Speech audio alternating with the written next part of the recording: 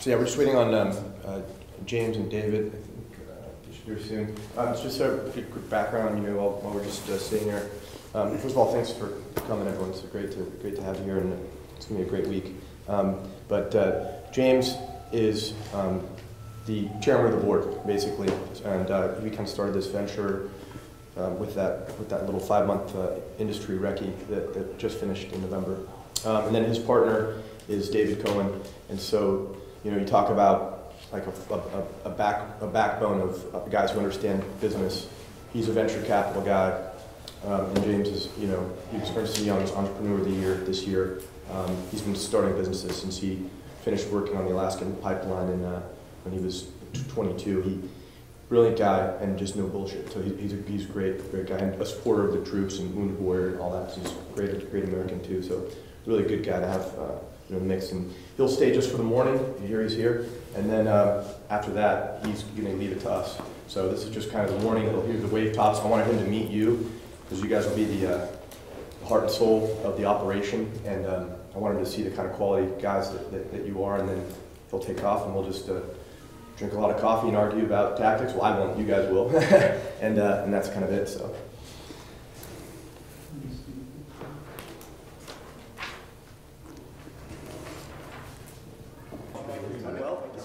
You've got a whole party here. Hello, Doug Stephan, hi. Hey, what's the name? Doug Stephan. David Cohen.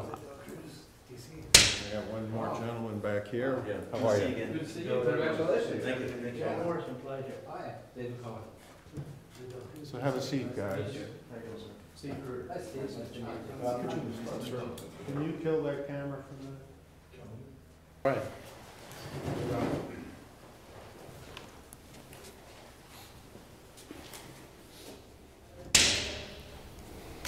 Okay, the Admiral has spoken, so just us then. Fantastic, we'll just get into it. All right, again, thanks for coming. Very important event here, Brain Trust. Just a quick couple slides, housekeeping from me, and then I'm going to turn it over to Dirk. Okay, so through this up there, this is kind of the Ernest Shackleton's expedition, and the thing is, the point of this is we're not starting an insurance company, or we're not going to be selling paper clips. It's going to be a business that we all high adventure, in a sense, in traveling. So Ernest Shackleton puts this out back in 1912 for his Arctic expedition, and those were the kind of things. And he got 5,000 responses, and 3 from women the next morning. So kind of framing the debate with the fact that this is all the kind of life we like to lead. Okay, orientation. Here we are at Gillespie Airfield, obviously, and El Cajon. We're situated. We'll give you a tour of the facility later, but this is the east side of the compound. Two hangars here, left and right, and there's actually a third hangar with helicopters across the flight line. Warwick region. This extends on the east to about the 7-8 easting, up north to the 15 northing, just north of the Bob there. And then down to the Seychelles and Mauritius, and I think ever expanding outward, and Dirk will cover that. This is kind of the AO. The mission, you've all seen this, I won't belabor the point, we all know why we're here, and we know kind of the purposes as well, but the method, I just wanted to touch, the method is you guys interacting, and I kind of named some certain leads for sessions, but that's just a lead, just to facilitate discussion. It's not anyone talking down or talking across, it's just a kind of the Socratic tabletop method. We got a whiteboard, and we'll be good. And here's the end state. We've got those maritime security SOPs built and our ConOps written. We've set the conditions for the future of our operations, which will begin, with the team leaders 1 March and continue with executing, in April for that first proof of concept run. So here's the timeline. Again, you see this. I won't belabor the point, but basically the first day is going to be a lot of Dirk here, kind of talking us through a lot of stuff, and then we'll get into kind of the bread and butter of C4I procedures and team leader briefs and SOPs and ARP and roughs and all that stuff. So, and also on Thursday night, hopefully we can break off and go drink some beer somewhere and have a steak and kind of break off a little bit if you guys are free. If not, no problem as well. And then Friday. Okay, so introductions, you just met James Slattery and David Cohen, and you see the kind of caliber men that they are. And just to emphasize it, there's a deep keel in this company already, and I think you guys can feel it. You know each other, or you wouldn't be here. Mr. Steffen here, and then you saw the backing we have in terms of getting the resources we need. So deep keel, they're the board of directors. His son Mike and I kind of doing the corporate top stuff, operations, Luke McConnell, Steve Kruger, and I put bios in front of you guys so you can read everyone's bio and everyone's got it. That way, it's there for everyone's consumption. Luke McConnell, great guy, he's an OPSO at MEF right now, and he'll be hopefully coming over to us in February. Oh, and Steve as well on the operations side, director of security, and those build descriptions. We'll be building, we worked on it yesterday, we'll work on build description for team leaders, et cetera, so everyone will know what they are, but I don't want to project build descriptions on it. I think it should come from the bottom up and be organic. And then the subject matter experts, you guys, the team leaders, Billy Watts, not here, but certainly part of the core team, and we'll be pushing him out these products, so he's got them, and running them into the fold, and all you gentlemen, I think you guys have worked and fought together, so we won't move that. We'll point out our lawyer, the company lawyer, Bill Aramoni. His practice is in Alexandria. He was also a retired captain as well, so he's got that naval side experience. But most importantly, he's just a very, very smart, good thinker, and he's going to help us to identify problems in the way ahead. So as we look at tactical issues and contingencies, his job is to sort of see those legal pitfalls and develop that legal framework, which ultimately will keep us all safe and above board, going after the bigger contracts with the better companies and making sure we're not working for swag companies. And then we've got Dirk Steffen, his bio's in there, but bottom line is he worked for a company, Risk Intelligence. He's the director of consultancy. Dirk and I met about a year ago in Dubai while I was still in, and I was at their conference, and kind of have continued our relationship with Risk Intelligence and him, and so he's our facilitator for the week. I just want to show you this quick brief when you ask, what is Risk Intelligence? I'll show you this little 2.5-minute video, and then I'm going to turn it over to Dirk for the next point. So this will be the last bit of housekeeping here.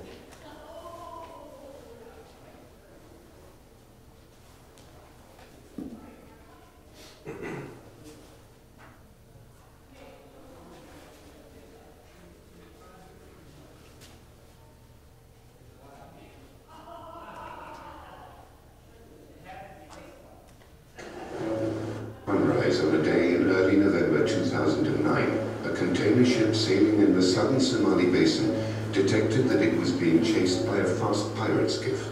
Before long, it was attacked by pirates.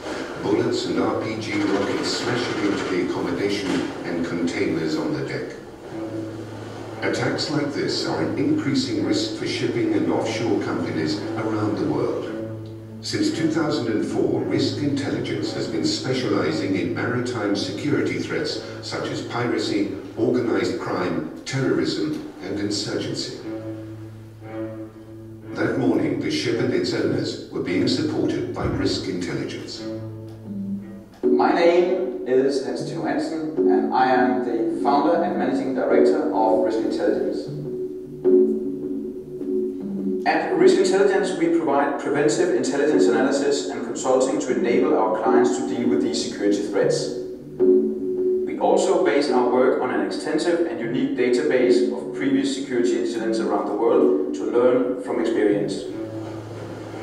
The vessel was still taking fire, but due to good preparation and seamanship, it increased speed and narrowly escaped the pirates, limping into port. At the same time, Risk Intelligence customers were notified of the attack and could reroute their ships accordingly by using the online maritime threat monitor, MARISK.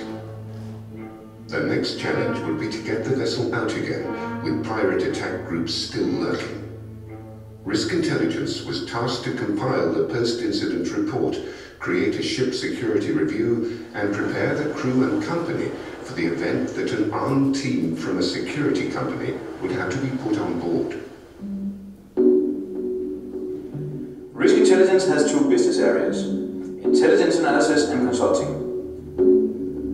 From the very beginning, it has been our strategy to combine practitioners and academics to deepen our analysis and provide advice that is relevant. I believe that this is one of the reasons for Risk Intelligence's broad range of customers, from both commercial companies but also from the military and governmental agencies in more than 20 countries. As the ship set out again from the East African port, a small security team was on board.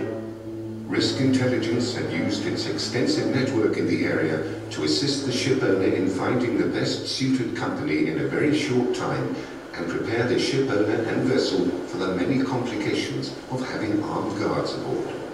Marisk, integrated with a fleet management system, was watched continuously in headquarters as well as on board to follow developments, as pirates were taking advantage of the weather conditions to attack all around the Horn of Africa. Finally, the vessel sailed outside the designated high-risk zone and could continue its onward journey. Risk Intelligence provides our clients with a range of high-quality advisory services to prepare for security threats around the world. We firmly believe that our group of skilled staff members deliver some of the best value for money around. Risk Intelligence is among the world's leading maritime security intelligence companies. We service shipping, offshore, oil and gas companies, navies, and many other clients. Contact us to learn more about our services and references. Alright, so that's who these guys are, and we do have Maritime, so that'll be up in the talk, tracking, so whatever boards, however you set that up, Steve. And obviously, a lot of their reports that they put out we'll have available to us for just our depth consumption and getting smart on all this stuff. With that, I'll turn it over to Dirk. Okay, thank you, Alex. Back, thanks, Dirk.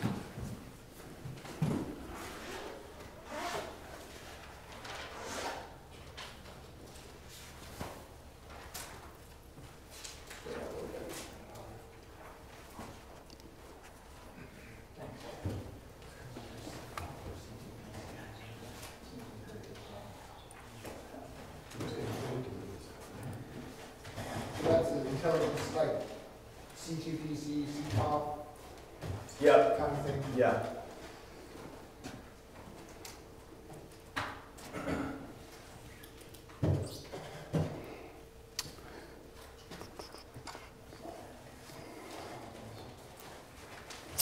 Okay, so where you saw the kind of glossy brochure about risk intelligence.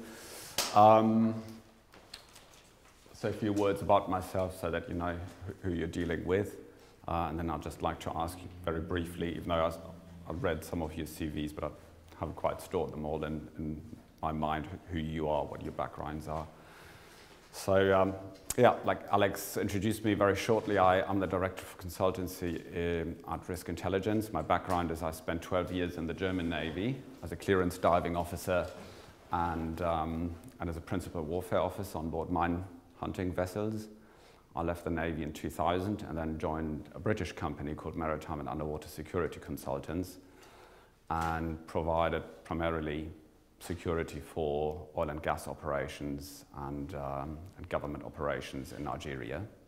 So that was, before anybody started talking about Somalia, that was a big issue then. It is still a big issue.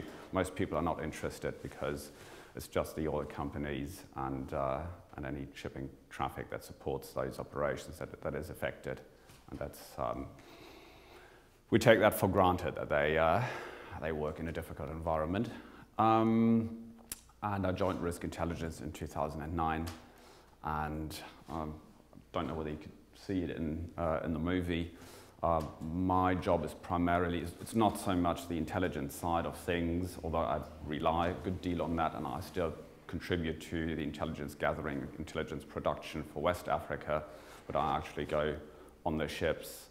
Last year did a couple of transits, unarmed transits with ships just to brief crews, do the drills for them, make sure that shipboard procedures work out properly on board, see that hardening is implemented properly. We're going to talk a lot about all these kind of shipboard arrangements for self-protection, and it looks easy on the surface, but it's not. So my job is primarily to reassure customers and to help customers implement those measures that are necessary in order to transit either the Horn of Africa or to transit through and into West Africa. Yeah, that was a quick background. Maybe if you can just briefly introduce yourselves and say what your background is. My name's Steve Kruger. We've met already, obviously. I'm a member of First MSOB right now in MARSOC. I've been operations chief and a team chief there. Before that, I was at First Reconnaissance Battalion as a platoon sergeant. We did a couple deployments to Iraq, a couple deployments to Afghanistan. And prior to that, I was a member of Marine Corps SOCOMDET with four of these gentlemen right here. Been in the Marine Corps 23 years. Working on my college degree as we speak, and I'm retiring in March of next year. Mm-hmm. Okay, good. So seamless transition from the military life to Skye Maritime. We'll see how it goes. Good. Charles Padilla. Again, know most of these men here. Just retired, 29 years in the Marine Corps, various reconnaissance units, and yeah, I'm excited about this and ready to work with these guys and make it happen. Okay, good. I really can't talk all city. Joe Morrison, 23 years in the Marine Corps. Spent a year in the infantry. Started out a point man, worked my way up to a team leader. Did a tour at Recon Battalion, point man, worked my way up to a team leader. Did a tour at 2nd Force. Started out a point man, worked my way up to a team leader. Did a tour on MSG, which is where we guard embassies overseas and small detachments. I was assistant detachment commander. From there, I went to 1st Recon Battalion, platoon sergeant, back to 1st Force, team leader, training cell cadre member. I was at SOTG Special Operations Training Group as a Chief Close Quarters Battle Instructor. I was ready to retire, and then Det 1 came along, decided to do Det 1 as an assault team leader. Retired in 2005, been out since 2006. Since I've been out, first year I went back to work for SOTG. This time I was a Chief Special Missions Instructor, which means I had CQB, RNS, and urban sniping. Before I just had CQB section. Did that for a year, decided I could make a lot more money on my own, and went to work as a contract instructor. Been teaching mindset, marksmanship, and tactics ever since. Did a little leadership and athletic development, and I help MSOB get young guys ready for selection and assessment into the special operations community. Anti-piracy, back in the 80s, we actually did anti-piracy at 2nd Force as members of an MSPF, Maritime Special Purpose Force, which is a SEAL platoon, a Force Recon platoon, and a sniper platoon. Did a lot of training, never got on a ship and did a mission like most cases, but we did do it. MSG is also very helpful.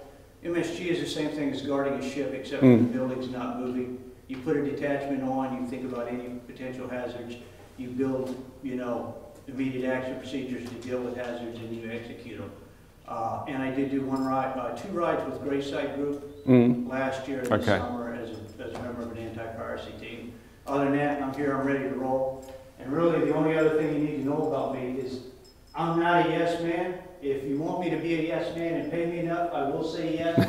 But Joe Morrison, by nature, is going to tell you exactly what he thinks when you ask him a question, and I think that's important because some people want yes men and some don't. Whoever pays the bills, I say what you want me to say, but I'm not a yes man by nature. Jose De La Cruz, 23 and a half years Marine Corps. Started off with infantry, and after that various reconnaissance units. Worked my way up, all the way up to team leader. Reconnaissance, and became a trainer down the road with SOTG, SMTB, and then over MSOB. And finished off and retired from First MSOB as assistant ops chief. My last tour out of Afghanistan. Okay. And now as a contractor. Good. But you haven't worked with any private companies yet? Right now, I'm working for a company just as Joe, where Joe was filling in a bill at SOTG. That's where I'm at right now, as a CQB instructor. Okay.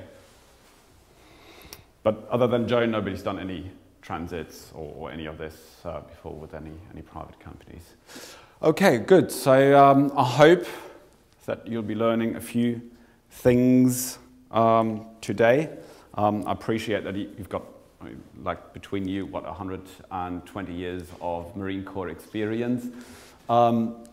Nevertheless, what's going to happen on board these ships is, for the most part, not your typical sort of day-to-day infantry man's job. Yes, you're going to be organized as a little infantry squad, but at the end of the day, you'll be doing intelligence work. It's going to be a bit of naval tactics. It's going to be a bit of army engineering.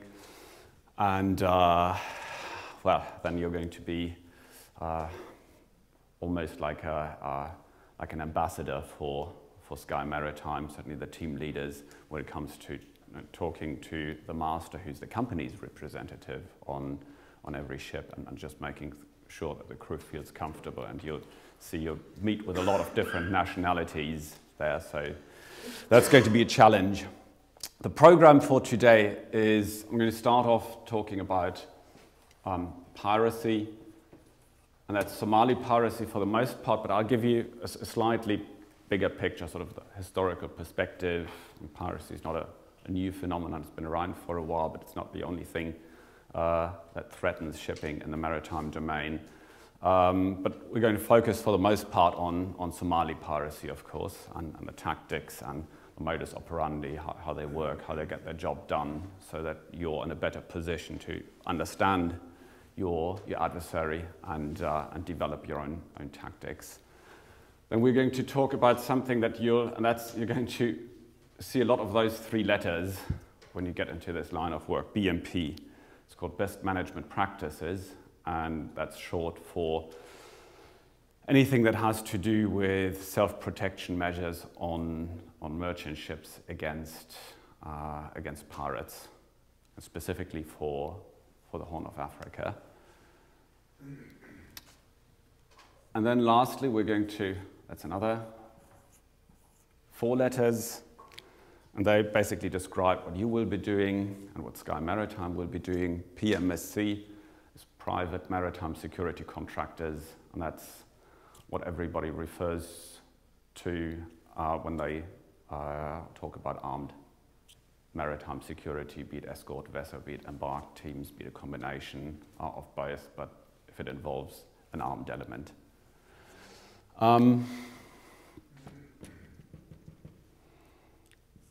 We're not going to cover that explicitly, but it is something that I'll try and slip in every day. We're going to talk about shipping, because the shipping world is completely different, not just from what you've done before, but from pretty much every other business activity that you have on land, because shipping knows no boundaries, nationalities, all that's irrelevant to shipping. It's probably the most globalized business that you have on the world, and that's going to present certain challenges to you, because you're going to deal with multiple parties of multiple nationalities, and you've got to satisfy all of them.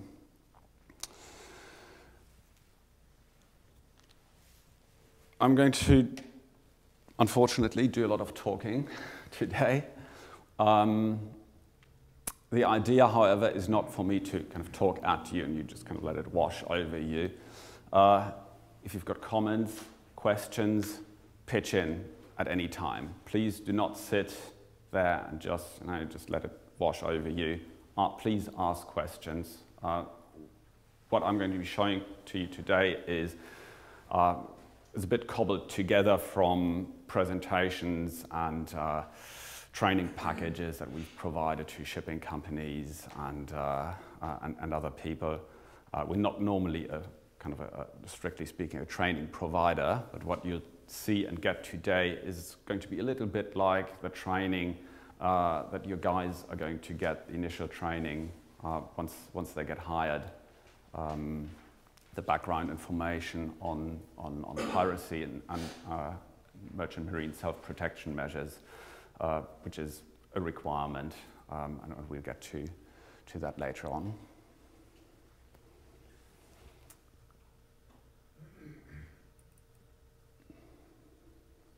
So we start off with piracy, and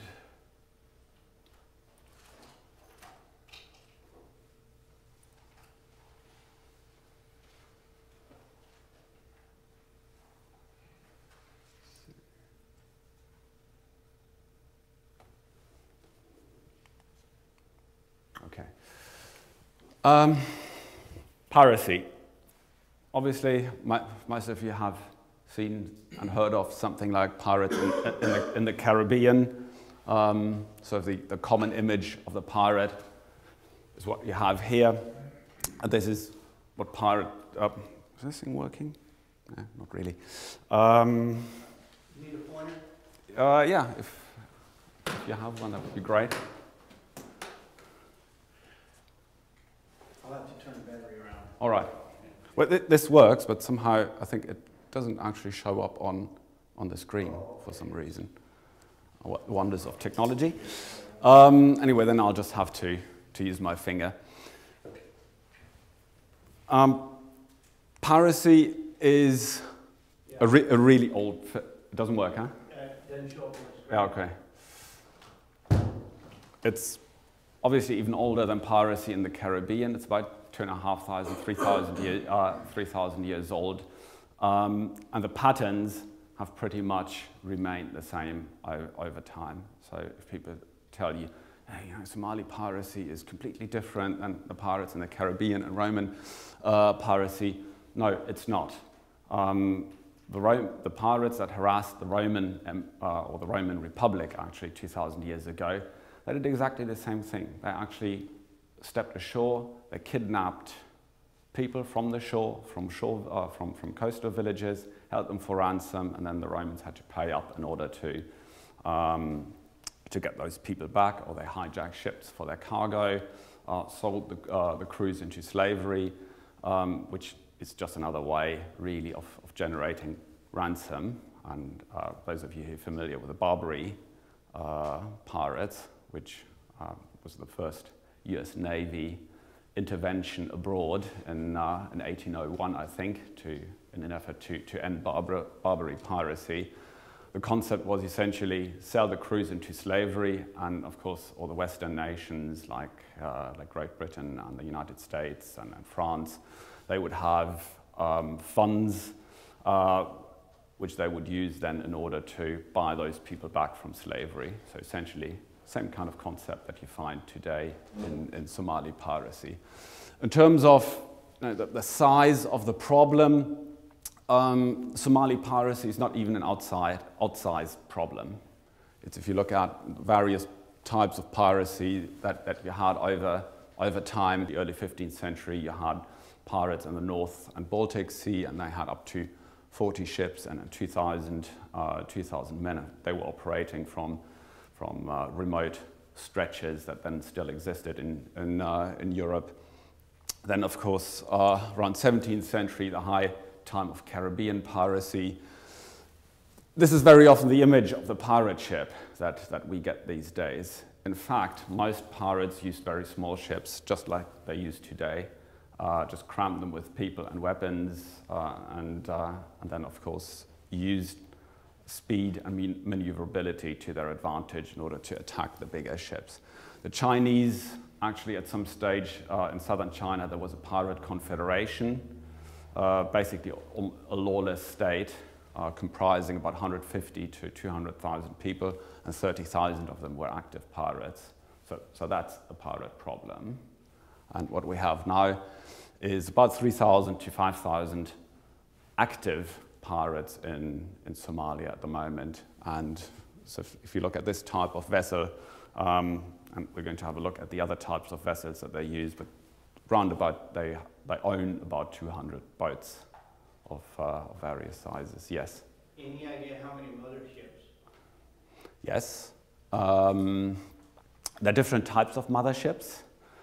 The basic mothership is just a bigger skiff called a whaler, which kind of speaks for itself. It's about a 30-foot boat with an inboard engine. And at any given time, you've got about 50, 60 or so of those. The thing is, those are quite legitimately produced vessels. All these boats are actually based on, they're a standard type of vessel and have been actually provided to the Somalis as a part of development aid back in the 1980s, so they could improve their fishing. And sometimes those motherships are used quite legitimately as fishing boats, and then they are either hired or bought by the pirates or drafted into, commandeered into pirate service. And then you have got the motherships that are sort of traditionally referred to as motherships, and those are dhows or local craft. And you've probably got about 30 to 40 at any given time. The thing is, they are hijacked just for the purpose. So they don't actually stay in pirate possession for very long. They go out, hijack it, they take it out to hijack another ship, and then they, or even before, they just abandon the ship when they've used up all the fuel and water on board. Anyway, just to show that many people would say, oh, well, you know, piracy in the modern world is, how did that happen? You know, didn't piracy stop at some stage? The thing is, it didn't stop. We just stopped realizing that it was around because it was mostly extinct in European waters, because piracy requires sort of a bit of lawlessness and let's say a favorable operating environment. But if you look at this photo, which is a late 19th century photo from China, where the Brits have captured some pirates and executed them, it's been around, especially in Southeast Asia, until today without interruption. And there are people who live in the southern Philippines who actually have a tradition of piracy. It's when you grow up, in order to prove yourself as a man, you go and raid your neighbor's village and steal their daughters and whatever, burn their boats, steal stuff from their ships. That's just a normal way of life for them. Somalia really only came into the picture around 2007. It didn't actually start then. It started before, but it kind of appeared on the radar screen of the international community in 2007. And then very quickly, the Somali Somali piracy model took hold. And today, if you look at 2010, 2011 figures, basically half of the world's pirate attacks are Somali pirate attacks. There are a few myths that surround Somali piracy, especially one that it is a product of poverty. It's not necessarily a product of poverty. Yes, it happens in poor areas, but the reason why it happens in poor areas is because those poor areas are very often also poorly governed areas.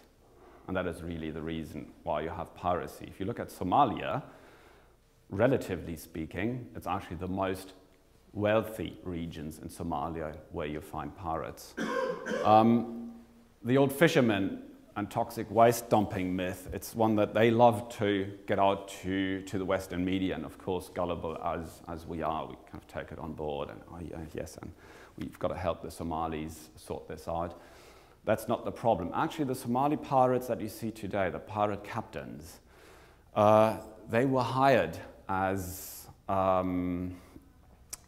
by foreign companies who were in turn hired by the Somali government to provide Coast Guard services to Somalia.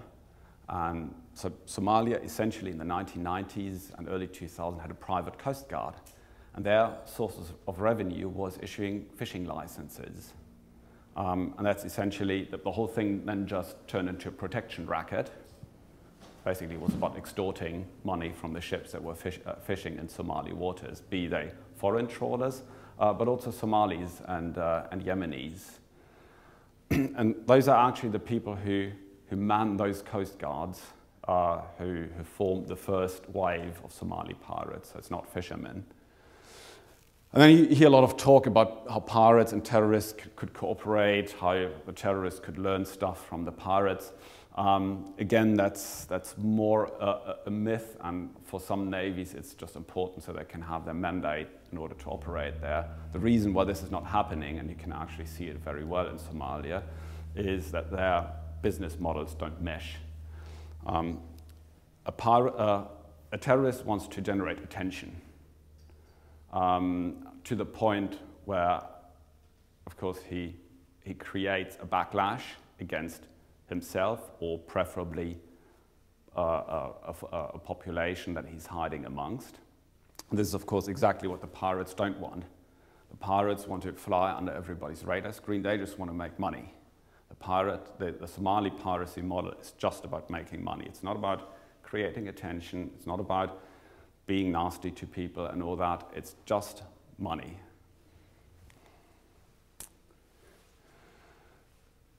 So at the end of the day, piracy is a crime, and it's a commercial crime, even if it involves shooting, even if it involves basically naval surface warfare tactics, but it is, legally speaking, a crime. So all the counter-piracy operations, be they by the navies or by private companies, have got to use that frame of reference. So that's very important to understand that it's not war. That's why the navies are, let's say, acting with a kind of restraint that they are at the moment. Many people are saying, well, why don't you just bomb the fuckers and get them out of the way? Because that's not how it works. Because we don't bomb our criminals here, and we don't bomb them in other places. And the criminal, basically, how does the criminal mind work? In order to commit a crime, your normal law enforcement officer will usually look at three factors: motive, capability, and opportunity.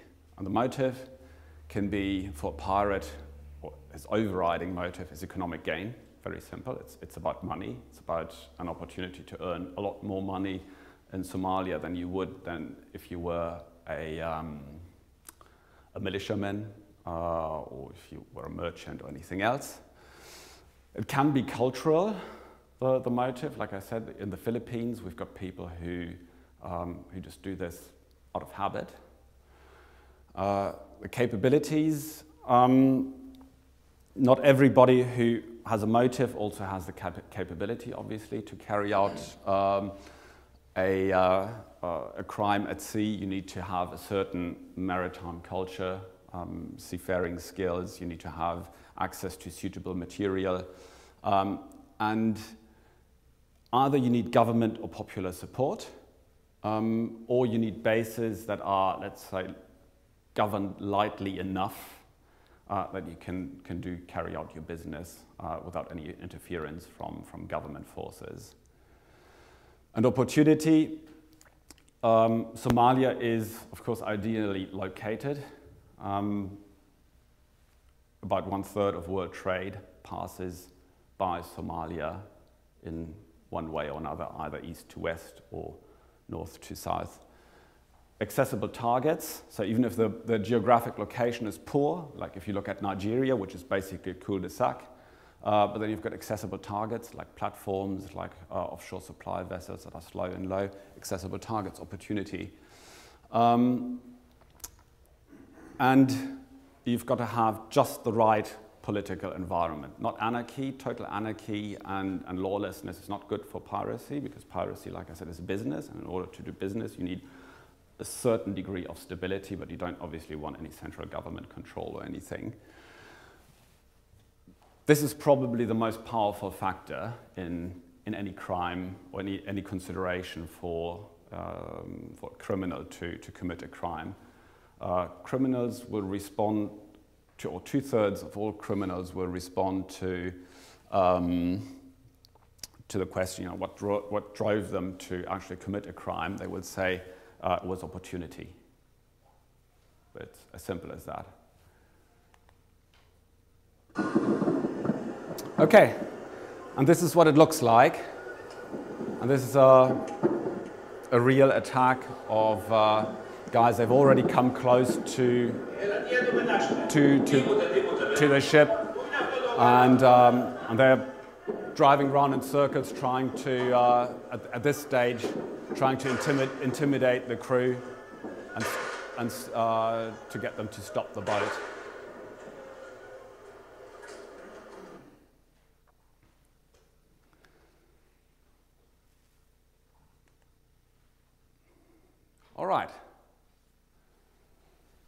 So that was just a backgrounder, really. What's piracy about? Just so that we're clear, it's a crime. It's not a war-fighting activity. It's not terrorism, and that's very important because it defines the way we respond to it. It's very different. For those of you who've been engaged in anti-terrorism operations, you need to really sort of depart a little bit from that kind of mentality and look at it as a business activity, and second, a criminal activity within a largely civilian environment. And your job is not to finish those guys or to bring them to justice. It's your job is largely a commercial proposition as well. It's to protect the crew and the assets that you've been hired to protect.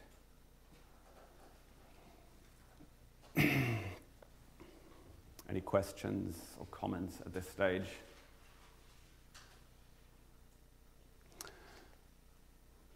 Okay, then we're going to take a look just around the whole world. We're going to pick out 3 major areas of piracy, the 3 major areas that we have at the moment. That's Western Indian Ocean, that's the South China Sea and the Straits of Singapore. It's not so much the Straits of Malacca anymore, for those of you who are still familiar with that phenomenon, which was very prevalent in the late 1990s and early 2000. And the Gulf of Guinea here, and you've got stuff going on around South America as well, but that doesn't concern us at this stage. There's very much port-related crime really happening on anchorages inside ports. So how did we get to where we are today? And you saw the statistics, the increase in Somali piracy from 2007 to 2009. Now this is what 2010 and 2011 looked like. Alex pointed out the war risk area, which is this shaded area that you see here. The purple line is one that we, as a company, have defined as a high-risk area. The reason being that for those pirate action groups operating down south from here, it's quite natural to go into the Mozambique Channel, and which they have done. And also, that's something that we'll talk about, no, probably not during this week, but you've got currents and weather in the Indian Ocean that actually at certain times of the year favors pirate operations done in this southern part of the high-risk area.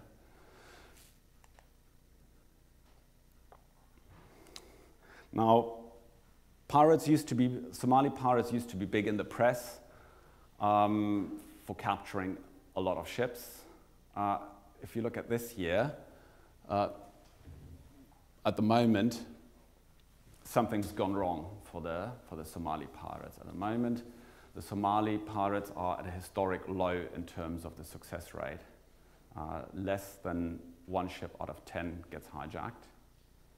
And one of the reasons for that is, of course, that ships have now, after 3 or 4 years into Somali piracy, have improved their own shipboard defenses so much that it gets more difficult for the pirates to actually successfully hijack ships. You'll see that there are a number of factors that influence how it's an up and down in Somali piracy for the most part. And what impacts most on pirate operations are the seasons in the Indian Oceans. Have any of you been deployed to the Indian Ocean? You've all been there, so you're aware of the monsoon seasons, the transition periods. As a rule of thumb, during the transition period is the best period for them to go out to sea because there's hardly any wind, and that's of course good for the small boats. The moment that wind gets up during the northeast monsoon or southwest monsoon, it gets more difficult. They've got to hunt closer to land, and sometimes they don't even get out of their bases. And this just shows you how the the ebb and flow of the operations depending on the season. Transition period, you'll find the pirates throughout the entire Indian Ocean, throughout the entire high-risk area. Northeast monsoon, which comes down from India, which is the dry monsoon, it's not quite as powerful as the southwest monsoon. You'll find a lot of pirates are crowding up against the Indian coast or against the Omani and Yemeni coasts. Where this spring transition period was a bit of a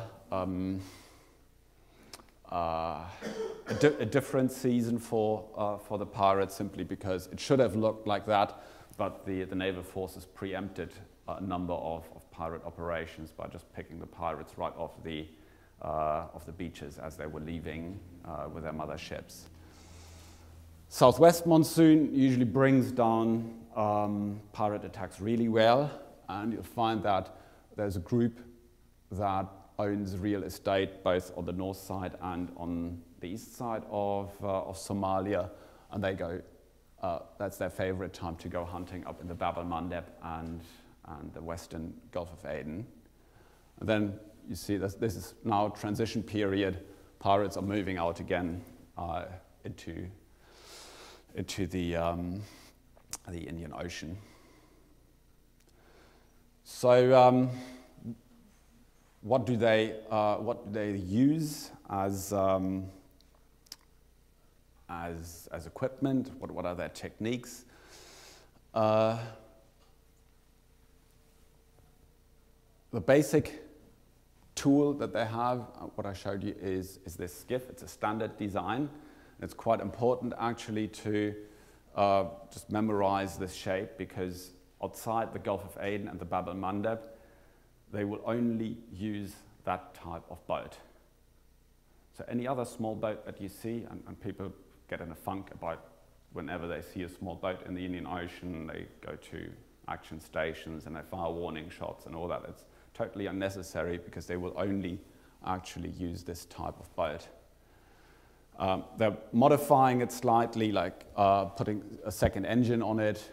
This one is slightly extended version, but by and large, that's it. And the other giveaway is the ladder here, and I think I have, yeah, close up here.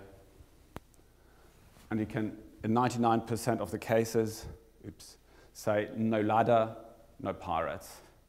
We've had 2 or 3 exceptions so far, and that's what you see here, the pole and the hook, which is really a Southeast Asian boarding technique. And then you've had a few frustrated guys who had grappled but couldn't get the ladder on the side, so they tried to get up on the bow line of the boat. But those were exceptions.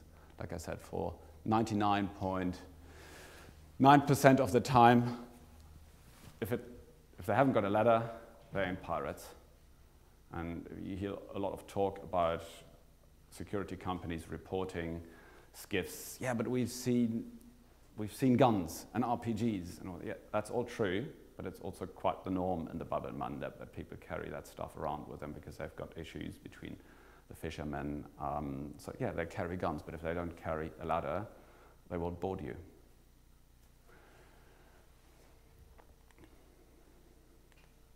Question Yeah. on the skiff. In your opinion, at what sea state does a stationary skiff disappear from the average radar? Obviously, if it's flat, you can see it. In a flat calm and a good radar, it depends very much on the radar setting and also on the season. Actually, you get very, very bad radar performance, unfortunately, especially in the Bab el-Mandeb and Gulf of Aden. But you'd probably pick it out at about 5 miles. But you probably see it first before you see it on radar. If it starts moving, you can actually see it better on radar because it throws up a wake.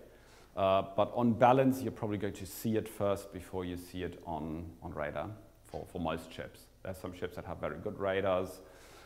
Usually, it's the S-band radar that picks it up first, not the X-band.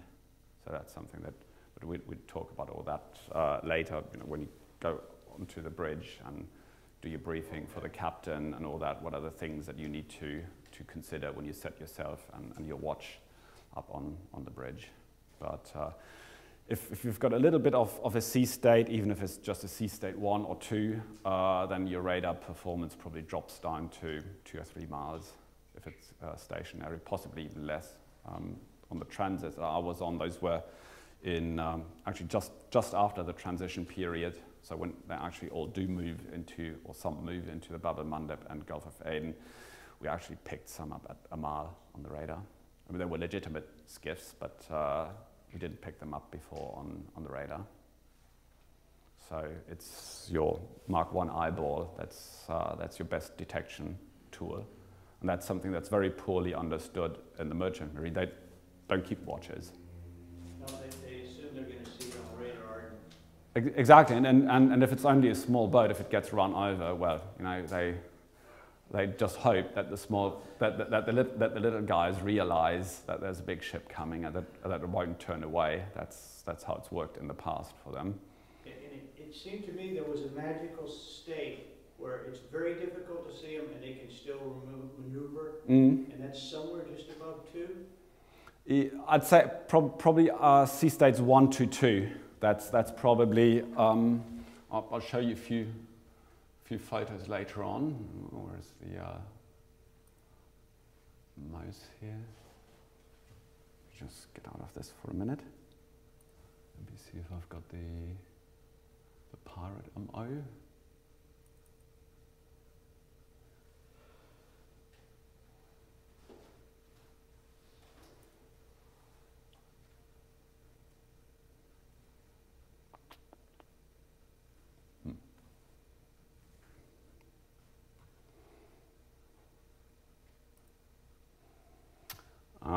No, but it's like if you've got about, let's say, up to half a meter sea, then you get just enough clutter on the radar that you won't see them when they're stationary, and they lose maybe 2 or 3 knots of their top speed, so they can do about 20, 22, depending on what engines they have, and that's still good enough to be maneuverable. But anything above that, then the chances are that not only is it going to slow them down, but it's also going to make boarding very difficult, especially if you maneuver the ship a bit to make life more difficult for them.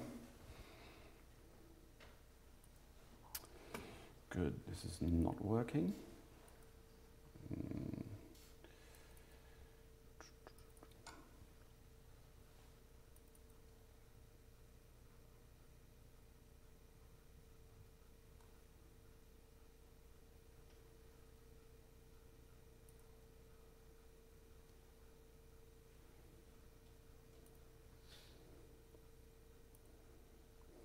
This is probably a very good impression. That's the kind of sea state that you're talking about.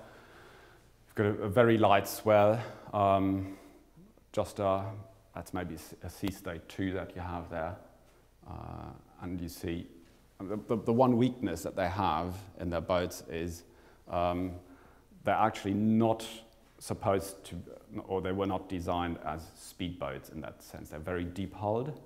So when they come out of the water, they tend to sit down, and actually when you've got a bit of a sea state, then it creates an enormous amount of resistance.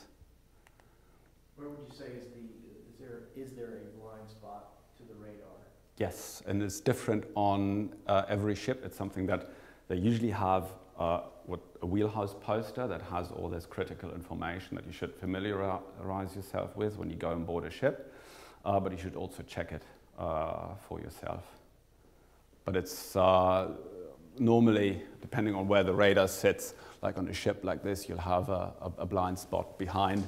On ships that have cranes, you'll find blind spots in front of the cranes.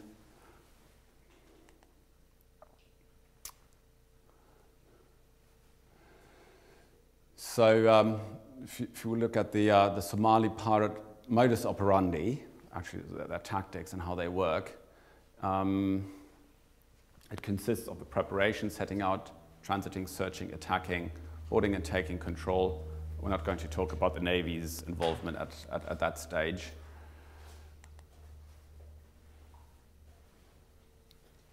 So these are the places that they're operating out of. Actually, at the moment, this place here is a bit contested between militias, Islamic militias that have moved up from the south, and they're trying to tax the pirates, and the pirates, being good businessmen, are trying to dodge the taxes and are moving up north. These are the whalers, the basic mothership that I talked about. Again, it's a standard design. They all look the same.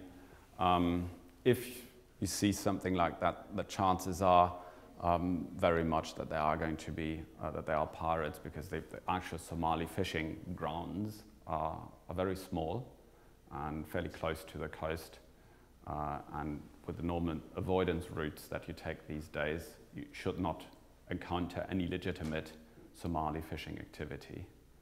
So again, that's very helpful to understand the types of ships that you find in the area of operation. And in front of you, you've got a vessel recognition guide. And that'll give you some idea about the vessels that you will encounter. And only very few of them are actually used for pirate operations. Yeah? For this boat, what kind of duration are you guys seeing? Like how often do they expect to loiter before they'll conduct something typically? You mean the endurance? Yeah, will the pirates say we're going out for 8 hours or 8 days? With that, they can go out about 2 to 3 weeks. And yeah, this is what it looks like. This is an actual pirate camp. Many of them are actually, that's, if you like, that's the beginner's setup. So the small-time pirates use that one. The more advanced ones, they try and hijack bigger ships that they then use as motherships. But if you're a beginning pirate organization or pirate group, then this is your normal configuration. And very often they're configured for one-way missions. So they load water and fuel, they'll go out, and if they do not manage to take a ship at sea, they'll just disappear and run out of fuel and water. So the estimates are that about 1/3 of the Somali pirates never return through natural attrition. So they got guts. Huh? They got guts. Yeah. Right. And these are the red boxes that you see are pretty much this year's pirate operating areas. And if you look at some of these areas here, they are about 800 to 1,000 miles away from the Somali coast. Now, this whaler has a cruising speed of maybe 4 to 5 knots. There's a current that comes out here, and they usually let themselves be carried out on this current to this box here. And then the current actually sets up north along the western Indian island chain. Then they drift up, and then the current comes around again, especially during the north-east monsoon, and basically then they can head home if they actually last that long. But that's the basic plan for a Somali pirate operation. But of course, in order to cover 800 miles at 4 knots, that's going to take almost 2 weeks just to get there. So by the time they're here, they're pretty desperate. And that's why you'll find that the really determined attacks are here. Whereas here, they'll probe or they'll attack. If they find any resistance, they just break off, because they know there's going to be naval response here, and there's going to be other traffic. People have got to go through the Gulf of Aden. So if you come up against a hard target, wait for the next one, the Greek bulk carrier, where they just don't care about self-defense.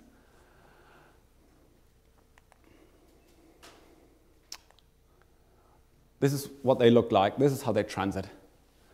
The whaler loaded up with fuel drums. They carry about 1,000 cubic meters of internal fuel, and then they carry about 1.5 tons of fuel in drums, water, cat, bit of food, not a lot of food. They are on a starvation diet when they go out on these missions, and that's it. And then very often they also carry stores in the boats, which they then use up as they move out, so that the boats actually, the skiffs only become available for operation after a couple of days transit.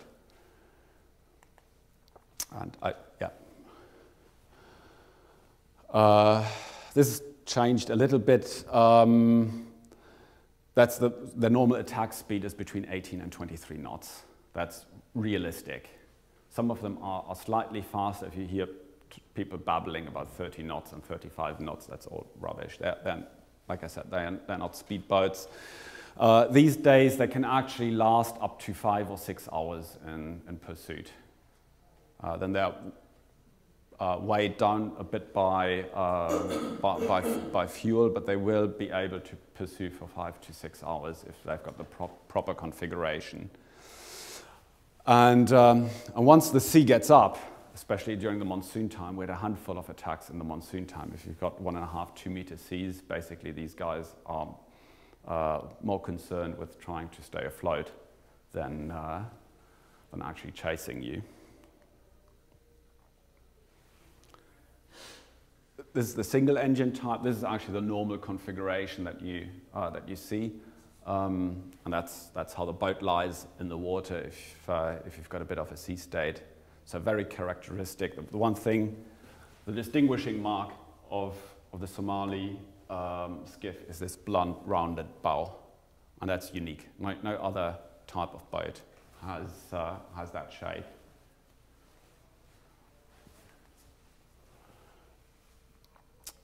And then, of course, like I said, the other giveaway is the ladder, and it's either this kind of ladder from Home Depot or whatever, and then they weld some kind of sort of hook on it so they can use it as an assault ladder. And the interesting thing is, many people would tell you, yes, they can beat razor wire. Yes, they can. If you put up only one coil, you can easily hook this ladder across it. That's why one coil or even 2 coils on top of each other are usually not adequate as a means of self-defense. Many people think those are grappling hooks. They're not. Those are anchors, which when they come back home, if they come back home, which they use to anchor the boats off the shore. Yeah, that's a close-up of the tools of the trade. In the Bab el-Mandeb and in the Gulf of Aden, you'll find them occasionally hijacking Yemeni fishing boats. This is a typical Yemeni, what do you call it, Yemeni day fishing skiff. It's bigger than the Somali skiff. It's faster. This can actually, in a flat calm, do about 23 knots if they put both engines, 28 knots if they put both engines into the water. The great disadvantage that this boat has, and if you look at it, it's very tricky if you want to go alongside another ship that's underway, because it's much narrower, it's much more difficult to control, whereas the tubbier Somali type is a little bit easier to handle. Yeah, we had the improved version. Again, that's a view of the whaler. And that's the advanced pirate action group. So they'll go and hijack one of these dhows. They keep the crew, and to make sure as a kind of a human shield against any naval intervention. So if they do get captured, then very often, like in this instance, what happens is that the navies will shoot up the skiffs, and then they will usually take the dhow back home and just disembark and let the crew and the dhow go at some stage. The dhows are very rarely ransomed. And as you're all aware, there are thousands of those dhows in the Indian Ocean. Nobody knows who they belong to, who their owners are, and what kind of trade they are. A lot of them are engaged in smuggling, so people are not even interested in knowing exactly what's going on, which is why very often the navies only get wind of the fact that one of these vessels has been taken many days afterwards when it's been used in an attack. Yeah. They sometimes tow the skiffs on the side to reduce the visibility. What they do is they carry them on the deck, and they actually this has they only actually stream them out when they're about to, or when they're in the hunting area. If they transit, they load them on the deck. I've got, yeah, here you can see it. That's they're carried on the deck. They usually have tarpaulins over it because they are aware of drones and satellites and MPRAs. So they know that. They try and make it look as inconspicuous as they can. And in late 2010, 2011, all the rage was using captured merchantmen like this as motherships. And they would have 5 to 6 skiffs on board, 30 to 50 pirates. And of course, this thing has a fair turn of speed. It can do about 13, 14 knots.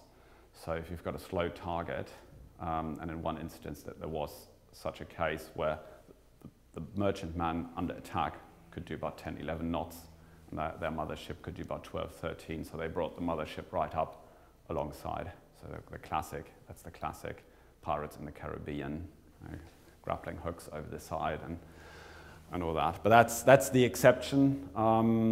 They're more commonly used now as floating service stations. So they will actually go out, refuel the dhows, and the dhows will then move on to the hunting grounds. Weaponry. Weaponry is pretty much standardized, and there is very little indication that this is changing. So you'll almost invariably be up against something that's mostly based on AK-47 assault rifles, mostly the 7.62 variant. Sometimes you've got the smaller calibers as well. You've got the odd G3 or M14 in and amongst the weaponry, but by and large, it's the large caliber AK-47. You've got 1 or 2 RPGs per skiff, and usually about 4 to 6 rounds of RPG ammunition per skiff. So that's the normal loadout. Some pirates carry pistols and knives sort of as personal guns. Not every pirate actually in every skiff carries a rifle. Very often you've got just 2 or 3 rifles per skiff because you've got a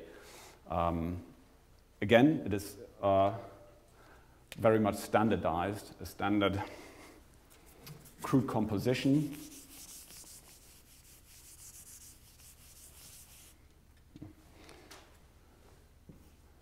And that's when they go into attack mode. You've got the RPG shooter in the front. Then you have got the usually the 2 shooters who are also the catchers. And I'll explain that in a minute. Then you've got the climber. And you've got the helmsman, and very often the captain.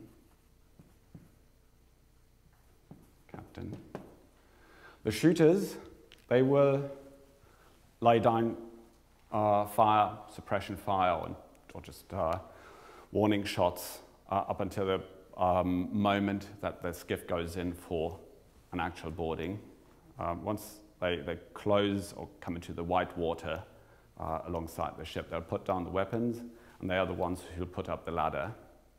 And the climber then, and that's the most desirable position for any new Somali pirates, he's the one who goes on the ladder and goes across. He'll very often pick up one of those 2 guys' guns, sling it over his back, and then try and board. And then what he then does is he actually tries to secure the ladder, and then the other guys, 1 or 2 other guys, as many as the situation allows, come up, and then they'll try and make their way to the bridge.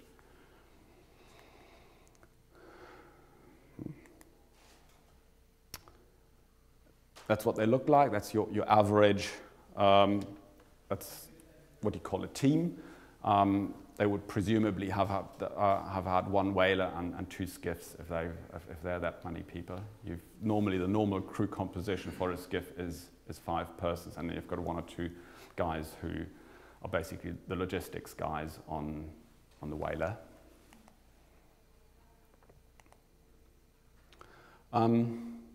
Tactics, very simple. There's a lot of talk about pirates being on the internet and checking out the Suez Canal for traffic that comes out, targeting certain ships. It just takes one look at the ships that actually end up being hijacked to see that that's not the case, because it's 80% substandard shipping and 20% of them are good ships with relatively solvent companies that can actually pay the ransom. So what they do is essentially it's random patrolling, but based broadly on the knowledge. They know the trade routes. They know, for instance, if shipping tries to avoid pirates, for instance, when the war risk zone used to be up to 65 degrees east, and ship owners being your typical mean persons, they just went right to 65 degrees in 1 minute east, and then they all sailed down that line. So of course the pirates figured that out pretty quickly, and then they just lined up across the 65th meridian and waited for their ships. They usually, when they see a ship, it's a random encounter, so they don't actually set themselves up in a kind of an intercept position. Very often you'll find that until they've launched the boats and everything, they end up being behind the ship, and it then degenerates into a stern chase.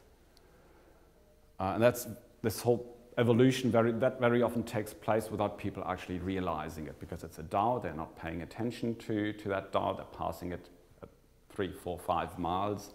And like you saw in that aerial shot, they'll drop the skiff on the offside if they are not streaming it already. If they're streaming it already, then then they're just all tumbled into the boats and start the boats. And this is very often the first thing that the crews will notice, that they're coming under attack. And this is what it looks like. They've just dumped their skiffs into the water.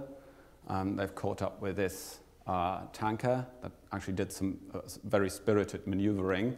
That's actually a situation that we're probably going to see more often in the future, that you've got 2 to 3 skiffs engaging more or less at the same time. What they don't do yet, what would be the logical thing to do, would be to have one skiff go in and the other one provide fire support. They don't do that yet. At the moment, they take turns, or they try and do pincer movement on the ship, which they did on this one. You can see actually the other skiff's still up here, and this one's coming in from the other side. That's actually the 3rd skiff that attacked this tank, and eventually that tanker was boarded. And in the meantime, the dhow would try and keep up with the engagement. So once in a while, those skiffs would drop back, refuel, replenish ammunition, and come back again. So we've had engagements that easily lasted 5 or 6 hours, even with skiffs that were not loaded up with sufficient fuel. Now you said that ship was boarded. They boarded it? Yeah. Now there was no armed guards on that? No, she was just passively defended. You can't see it at this magnification. She actually did have a double razor wire coil on her guardrail. She had her sort of fire hydrants opened here and water spilling out of that. She did some very good evasive maneuvering. The first attack, which was just 2 boats, lasted about just over an hour, and basically the boats then withdrew to refuel and replenish, and then they came back with 3 boats, and they had a citadel on board the ship. So eventually, when the ship was when the first pirate came over the side, the crew withdrew into the citadel. So that's your typical passive self-defense concept for a merchant ship. Generally speaking, how effective are the water cannons? It depends on how you align them. This is not too effective because well, you get a water spray or water mist, which is it's irritating, but at the end of the day, it doesn't stop you from boarding the ship. There are specialized devices that have got smaller nozzles, so they've got more water pressure and that rotate and cover a wider part of the hull. Those can be very effective to supplement razor wires, because if you've got this 8 or 10 bar water jet coming down at you, of course, then that's a different matter. It'll also make it difficult to actually get the ladder up, just the sheer pressure from the jet. But only very few ships actually have the pump capacity to support that. Normally, the best recommendation is to focus fire hoses on the most likely boarding points. So you're picking the lowest freeboard. They obviously didn't, but you might pick the lowest freeboard and concentrate your water there? Not necessarily the lowest freeboard, because this is a flush deck ship. But, and that's also why you see this skiff boarding where it's trying to board, you'll find that around where a ship has its pivot point, that's where it generates the least turbulence, regardless which way it turns. And the more skilled pirates know that, so if I had a ship like that, I would focus my fire hoses in this area. Some ships are electrifying their fences Mm-hmm. too, right? Is that fairly common, or is that just small? It's the minority, because it involves rigging stuff, welding arms to the ship, and with the crew sizes being as they are, very many ships don't have the capacity. They don't have enough welders, they don't have enough fitters, and you cannot do it on tankers, any hydrocarbon carrying vessels, and anything that has to do with open light and electricity is just a no-go. Like a pepper spray type. You know what I mean? Yeah, but some ships have that actually, where they put. I'm surprised it hasn't taken off more than it has.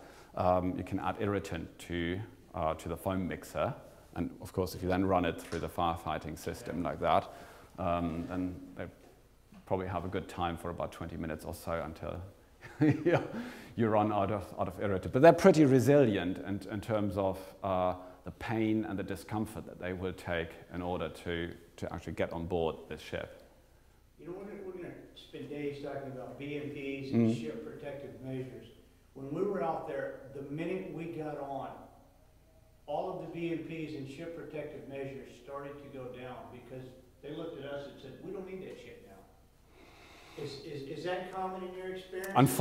Unfortunately, yes, and there are many companies, security companies, who actually encourage that, because their people also don't understand the concept behind BMP, and because they see that very often naval vessel protection detachments also forgo the ship hardening. What many people forget is that a military VPD is, at least in the German Navy, is 13 men strong, which is a bit different, and they carry heavy machine guns and grenade launchers and all that shit. They're equipped to win a war. And for the most part, the teams that embark on these ships are 3 or 4 guys. And they're not equipped to win the war.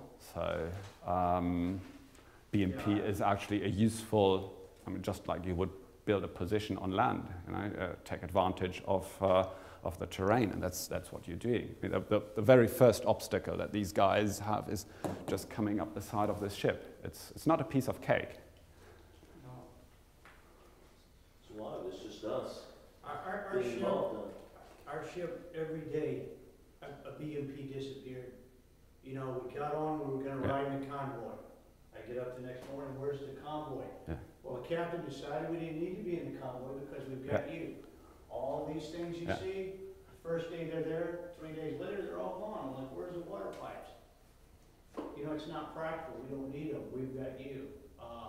Citadel Reinforcement, they looked at us as their primary BMP, and all of these other things, every day we were out there, they went down.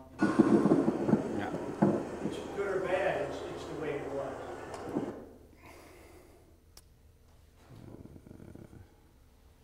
Did you communicate with the captain before he made a call like that? Did he, the team leader was communicating with him, and so he knew it was happening. but he was extremely confident in us, and he decided, I need to get my cargo to Dubai, and I'm good. These guys are good. Yeah, it's unfortunate. Like I said, it's many security companies actually kind of reinforce this this impression that if you've got shooters on board, you don't need BMP. But the BMP is actually quite specific about saying armed guards are an additional layer. They're not a substitute for the rest of BMP. And what many masters who then take that line don't know is actually that their ships will only have insurance cover if they have BMP in place, regardless of whether or not they have an armed team on board. Because it says specifically in the insurance policy, ship will have to implement BMP 3, 4, 9. Yeah. Is this a natural pause you make, or use a head, make a head? Yes. Yeah. We can break any time. I'm sorry. I just kept on going because the schedule is going to change a bit. I'm going to talk a bit longer about not much longer about pirates. We're going to go to BMP shortly. But let's have a 15 minutes break. That's all right. Thanks. All right. Sorry, I'm just like. All right. We'll have a look at precisely this, the ship owner's perspective, and when it all goes pear-shaped. And this is almost a model case for how everything that can go wrong will go wrong. And this particular ship here, small container ship, German-owned,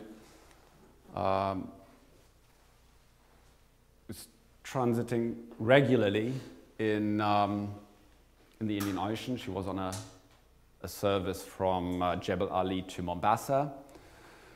And this is how BMP works in the merchant marine. They send an email, implement your measures, guidance, instruction from the CSO, and then an email comes back, yeah, everything's good, and that's it.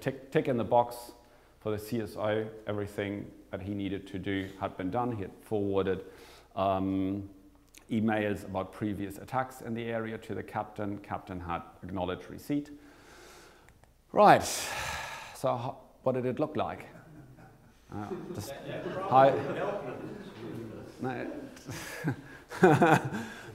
was it. And then the mates were actually quite diligent about planning an avoidance course, and then the captain came back and said, well, why are we staying 800 miles from the coast? The German flag recommendation is only 400 miles, so let's go in 400 miles. Actually, he wanted to go in closer, and you'll hear this a lot from masters, especially when they've got an armed team on board. Let's go really close to the Somali coast because we can cut behind the pirates.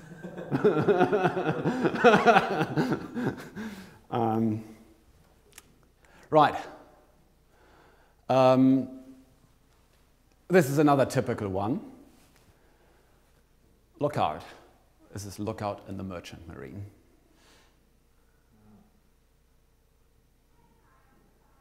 What does it mean? What is the question there? The man that man was the designated lookout, bridge lookout. Where was he at the time of the attack? Carrying out maintenance in the crane. Now, there's always stuff that's more important than keeping a lookout on a merchant ship. There's no armed crew on this ship. No. That was an unarmed ship. Unarmed. All right. So ship got shot at actually because they didn't have a firefighting procedure in place. The fire in the accommodation got out of control, and they had a pretty bad blaze in the ship, which they eventually put out after the ship had actually been hijacked. The pirates actually lent a hand there in the firefighting. Yeah, that's the fire damage inside, and that's actually also something that's now better understood than before, but many captains still don't understand it, is actually damage control during combat.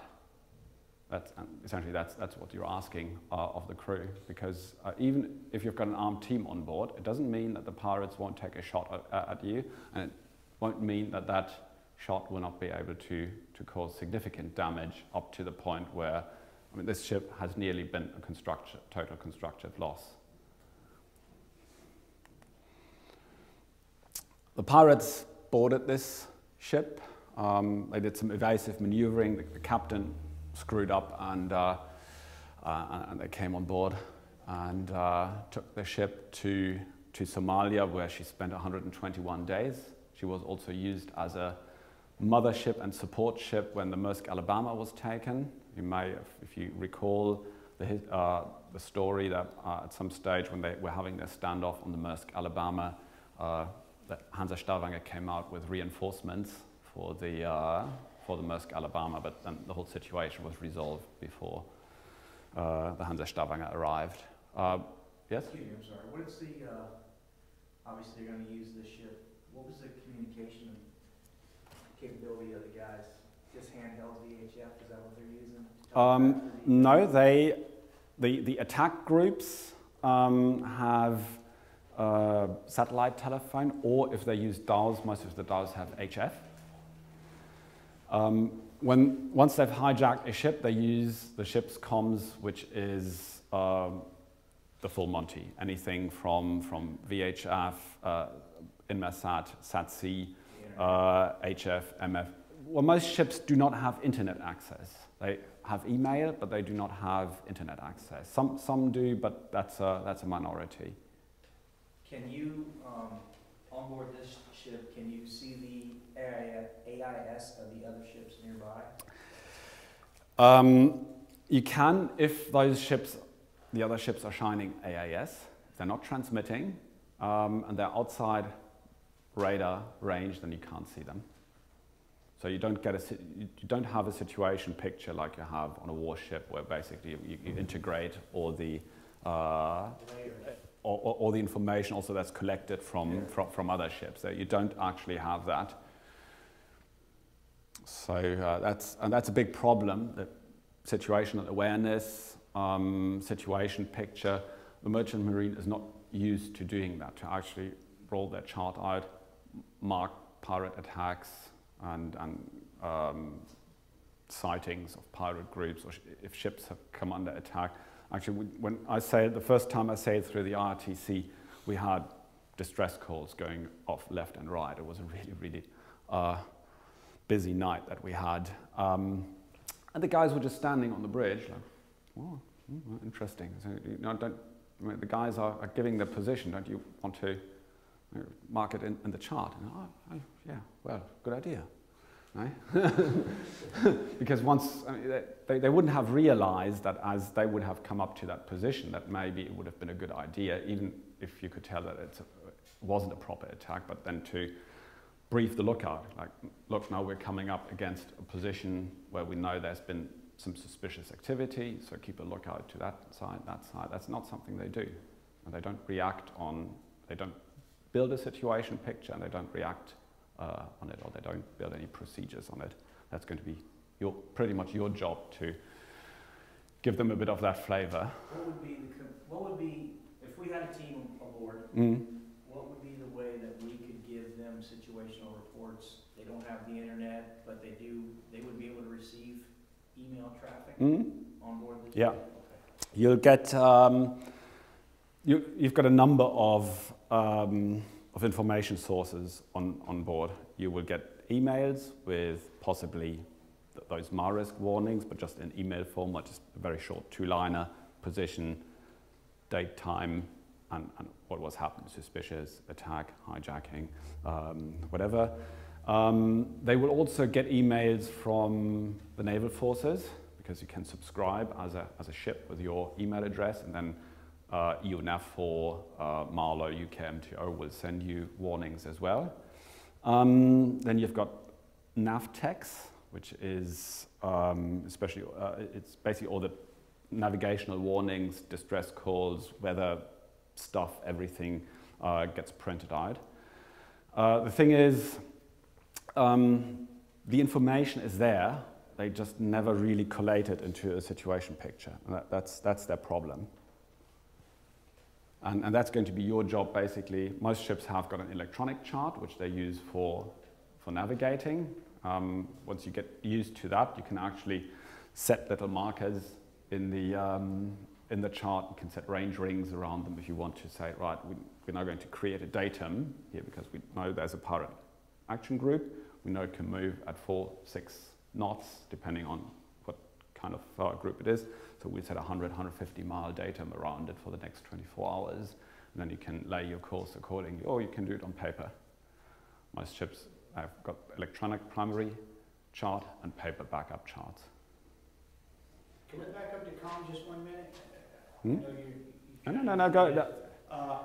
Is it, most ships are trying to use the engine room as a citadel, probably a good choice if you can harden it.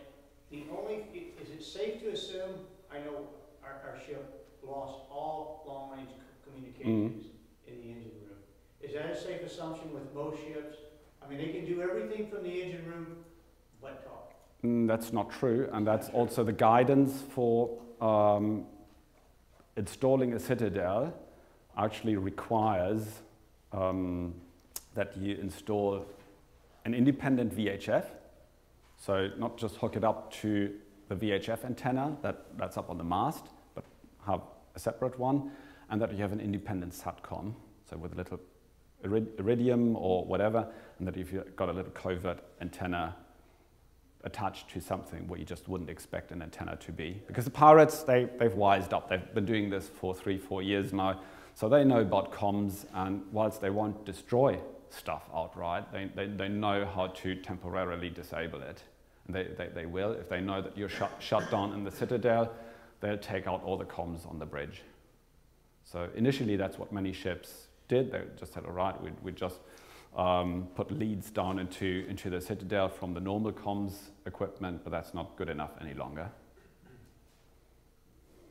You probably covered this, but do they attack at night? Rarely. Most of the Somali pirate attacks are daytime attacks, as opposed to the Nigerians. They're all, they're all nighttime attacks. They must have some type of like a spotlight or something like that, or they come in low.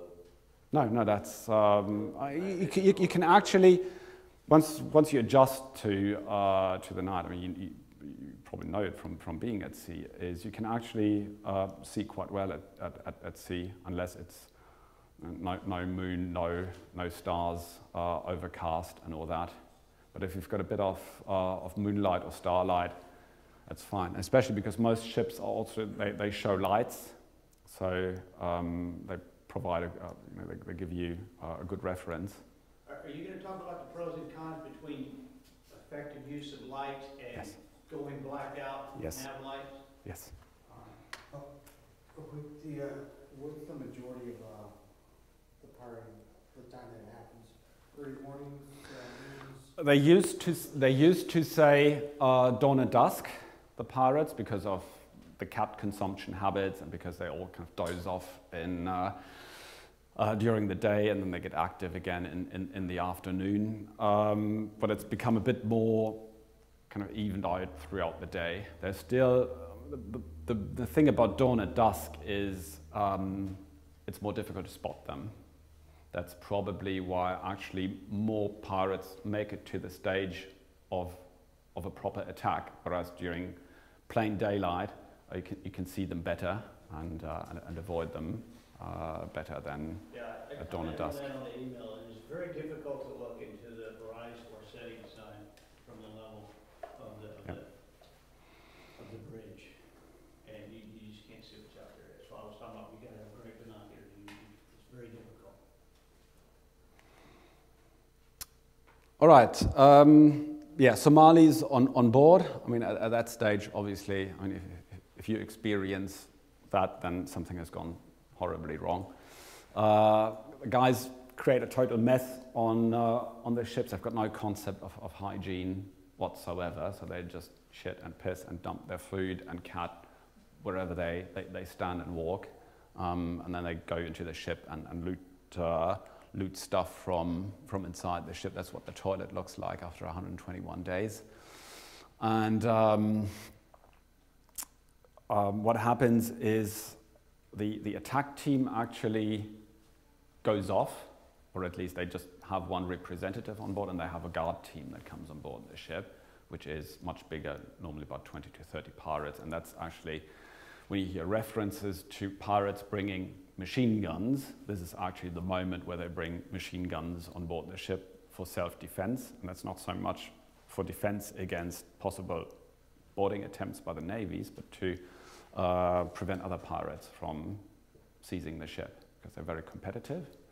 And especially now with the success rate being so low, it's almost an everyday occurrence that you've got shootouts on land where they're trying to chase each other and getting the ransom money of other groups, getting their ships. Ships that have been released, some groups are trying to capture them, even though they've got a safe transit path. Yes? Sure, because I know there's been instances of companies using PMSCs to deliver ransoms, like Salon Secure in that instance, but has there ever been an example of, that you know about, of using a security firm to repatriate the ship at anchor, like while it's under armed, off the coast and off the yes. Well, once the ransom is delivered, then there have been a couple of cases where they've embarked armed teams to make sure that the ship actually safely makes it out of. But not physically, like assaulting. Like No. And I would rate those chances, the chances of success, pretty low. Once the ship anchors and once the guard team is there, those guys are militiamen. They are not amateurs. Those guys, they've got combat experience. Those guys never sleep. And you're up against 20, 25 guys on a ship, randomly distributed. And they know the tricks. They know how somebody like us would try and resolve that problem, and they do everything to make it more difficult. Distribute the crew, just have most of them in one place, and then have 2 or 3 in a different place, just to make sure that you can't access them all at the same time.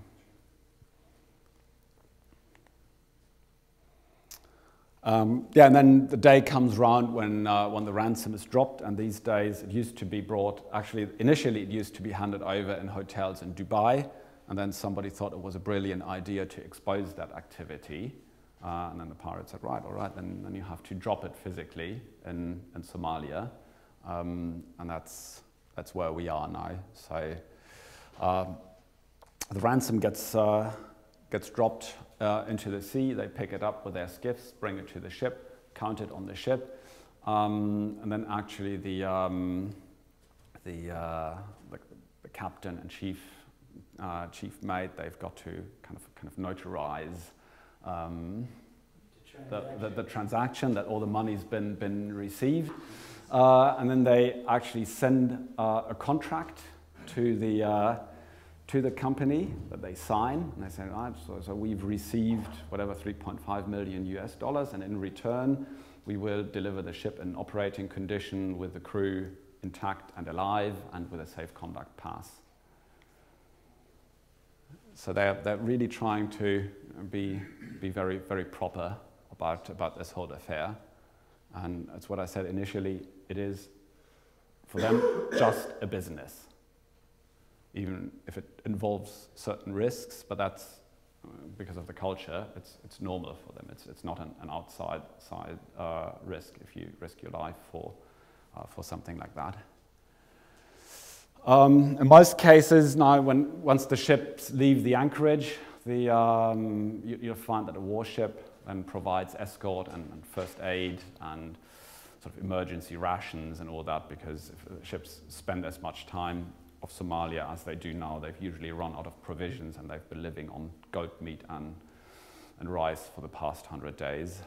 So they all get a medical checkup and everything. Yeah, and that's how it pans out at the moment. And like I said, this year they haven't been too successful, but in 2010 we had 46 hijackings, and sort of the average ransom now at the moment for a ship like that stands at about $4 to $5 million, which is not a lot of money, by the way. The Nigerians, they, as I'm going to show to you in a minute, they attack product tankers, steal the cargo, and they get that amount of money for 5 days' work. You know, the brochures that were given said they generally tip their hand at 2 cables as far as show their intent. Obviously, a lot of skiffs will kind of do a drive-by and try to see what we've got. Would you one? I don't know what a cable is. So, what distance? It's a tenth of a mile. A nautical mile is 1.8. Well, you're not into metric, so it's about 1.2 miles. A nautical mile is about 1.2 miles, and a cable is a tenth of a mile. So 2 cables is 360 meters. Yeah. So. Yeah. Okay. Small arm crane. Yeah. The drive-by is not really common. Like I said, the typical attack is the pursuit. They don't have to see what you have. They will, the moment the skiffs are in the water and pursuing you, they are committed to the attack. And it's completely irrelevant until the moment that you start shooting at them, and then they'll take a decision whether they press home the attack or whether they'll just abort and go back. That's, I hear that a lot, and it's actually a situation very similar to what you see on this here. And what happens in this kind of situation is you're underway in your ship, and you've got all these little fishing boats here,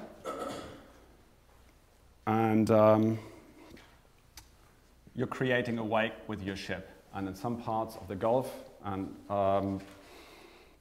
it's very nutrient-rich water, and if you churn up the water, it attracts fish. So you drive past these guys, and they all swing in behind you, except one who's going to make a pass in front of you, drop a net right in front of the ship. It's a weight net, it just goes down. You drive over the net, and then everybody sort of comes in and collects the net. And many people think it's about scouting and all that. It's not. It's fishing.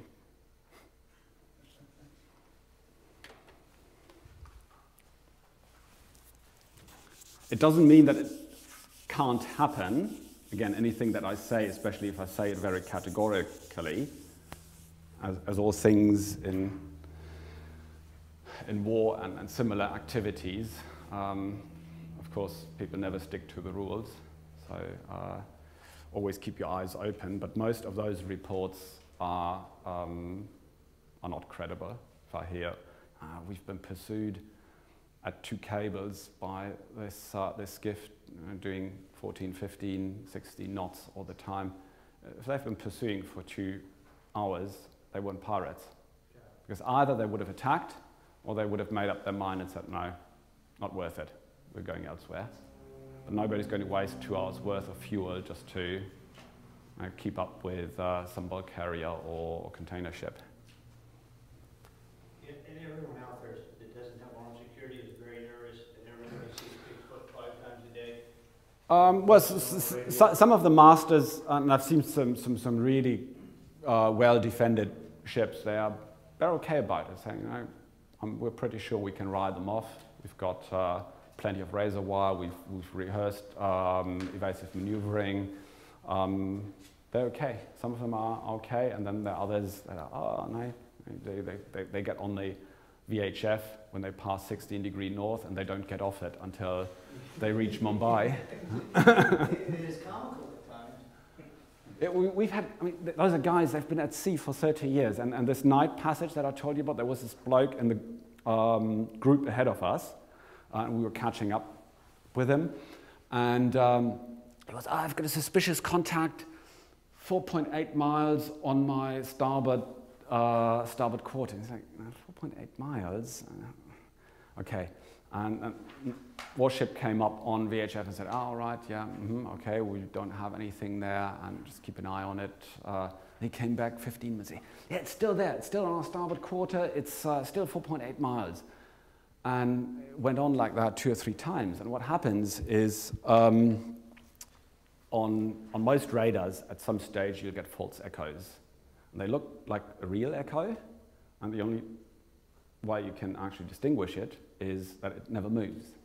Yeah. And that's exactly what it was. He was actually getting probably an echo from his funnel or from a mast that was in his blind sector, and it then kind of reflects back into the radar image. This guy, he was getting completely flustered, you know, and was coming up on the VHF.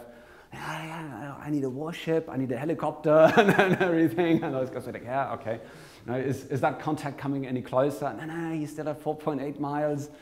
No, but it's got a bit better now. It's still, every time the transition period or the southwest monsoon comes around in the Bab el-Mandeb, you'll still find that they all get terrified of small boats.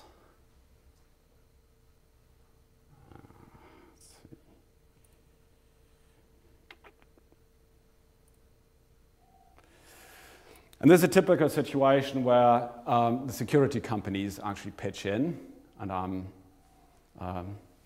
not sorry to slander this one. It's an Israeli company called Skye, and every time they work for a couple of our customers, every time they come back, say, oh, we repelled 3 pirate attacks, okay? And then they show this map, how many pirate attacks they've repelled this month, and it's like 50 pirate attacks. And, you know, there haven't even been 50 pirate attacks in the whole Indian Ocean that month. And no. And they take pot shots at everything. And what happened here is, this is a typical situation. This is what they observed. This is the situation. And as you come into the Bab el-Mandeb, it looks a little bit like this. You've got the Hanish Islands here, and then you've got the Eritrean islands here. You've got some Yemeni islands here. So and then you've got the Saudi border up there, and some bigger islands here.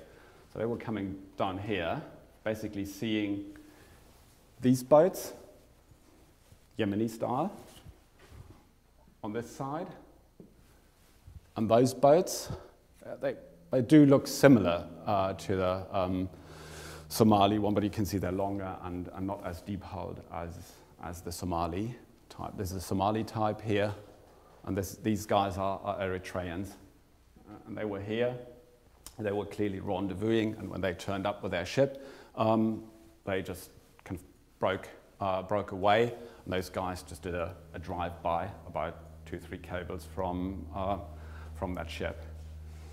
And of course, they were taking the weapons as proof that they're pirates, which of course they weren't, because no ladder. And if they were pirates at that stage, if they had been attacking, they would have moved into this configuration. RPG shooter up front, he's just making his way up front here, but here you see him coming in. So you've always got the RPG, that's a dead giveaway that they're committed for, actually also committed for the shot when the RPG shooter moves up into the bow, and then you usually have the 2 guys, the two catchers and shooters who move into the middle of the boat so they can balance the boat down, get it down by the bow a bit more.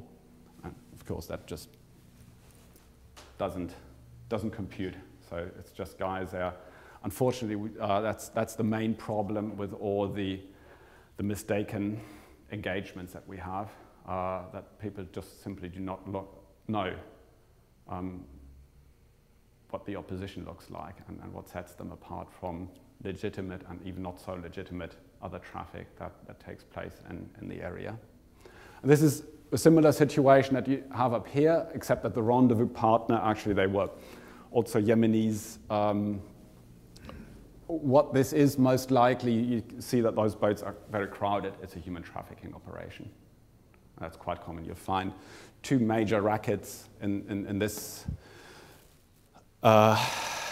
area, so between the Eritrean islands and Yemen, and that's human trafficking and gun running.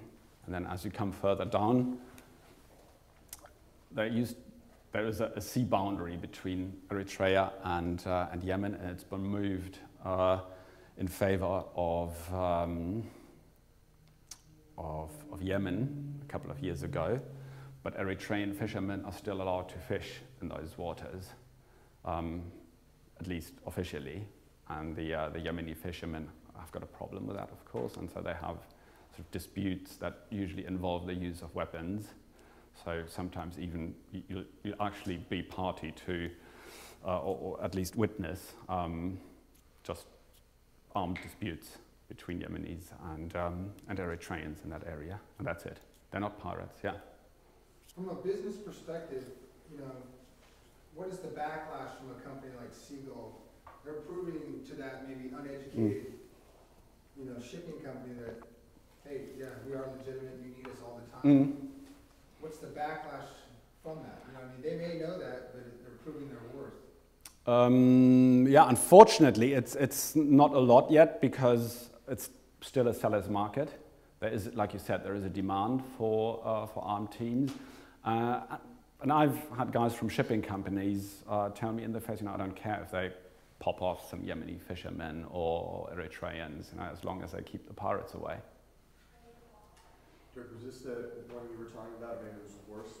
And if I step on your lines, I think it was a similar attack where they actually got in a dispute with each other. No. The Seagull guys engaged, and then they joined forces. No, but I can. I've got that on the computer. We can actually print it out, and you can have it if you want to have a laugh. That's their team leader's report, and as you go through it, it just gets worse and worse because he tracks all these other guys by just shooting, and they didn't spend much time putting down warning shots. They went right for the guys and then just put down 2-3 Yemeni militants, and of course they retaliated. And sort of the crowning moment was when they pulled into Djibouti. The engagement was still ongoing, and they just disembarked. So to the captain, you know, all right, so yeah, all right, the guys over there, you know, just watch out. And right, we've got to go. You know, this is kind of unrelated, but I've heard reports that they're using those islands northeast and even further up the canal as patrol bases. Pirates. No, you have. You drew that big island in particular. You have. Actually, it's more along these islands here. There is a connection between the Somalis and certain clans in northern. There's a connection between certain northern clans in Somalia and the Yemenis that predates piracy, the smuggling business, cat running and gun running, primarily. In 2008, the two sub-clans that were involved in that, Bari Bari and the two, leaders, Bari Bari and Ali Swahili, they're, I think, Osman Mahmoud clan. But don't nail me down on that because I'm not the expert for that. We've got somebody who knows all these guys by name.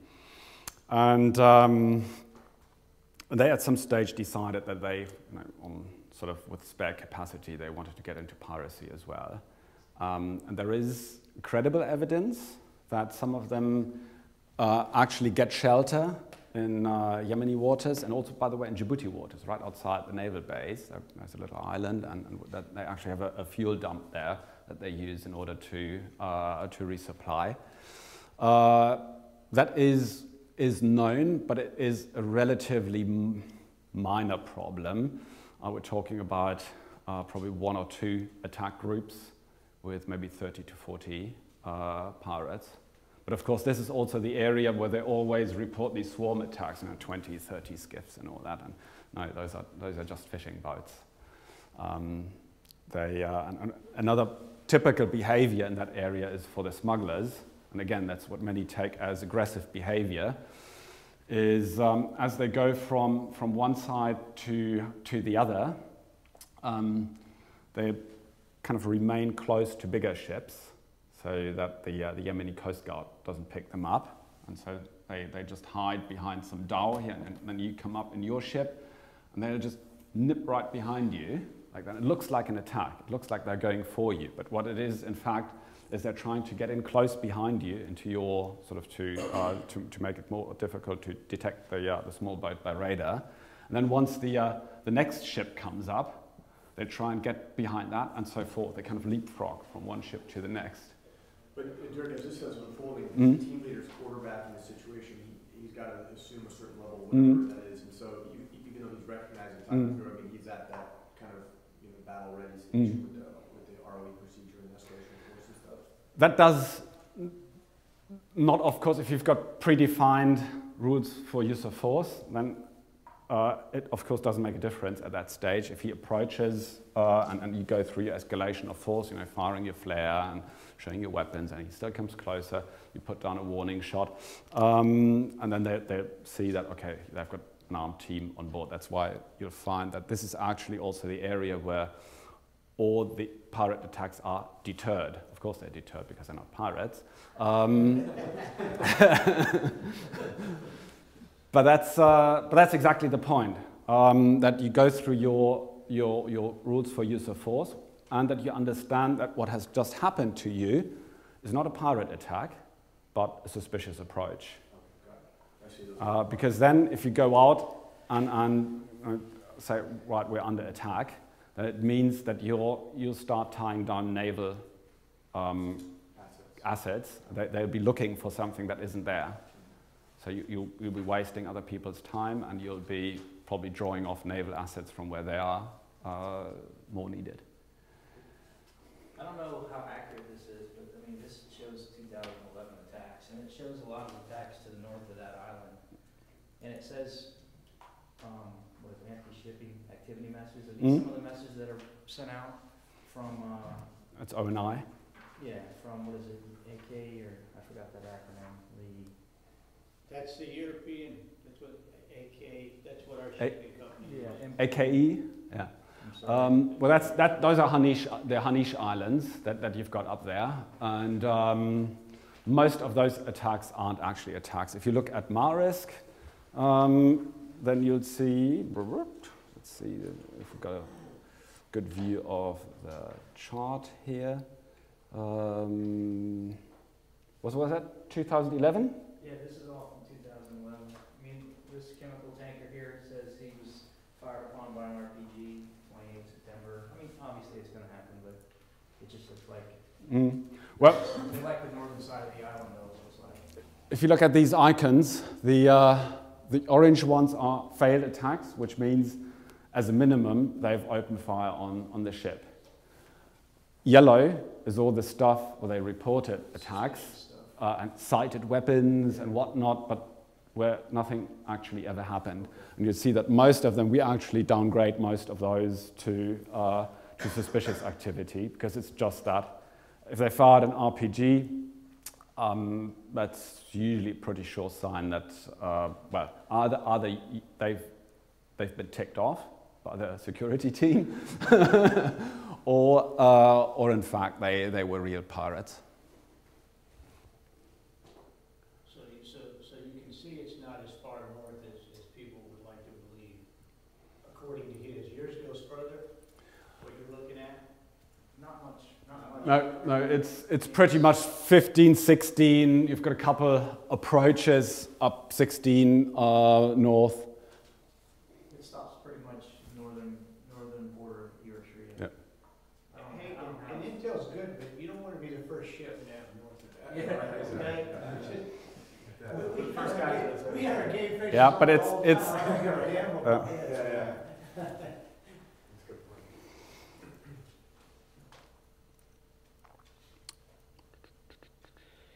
so. And our captain stood down security. The minute we cross that magic line, You gotta be like, I'm like, whoa. we've got 6 more days. Probably squeeze another day. You know, the minute we cross that line, we're standing crossed the magic line of security. The magic line, this is the last attack. The enemy level. This is something that, and it also exists for this part here that I encourage you to become familiar with, who's actually fishing in which waters, because that'll also tell you what kind of types of vessels can you expect, what do they look like.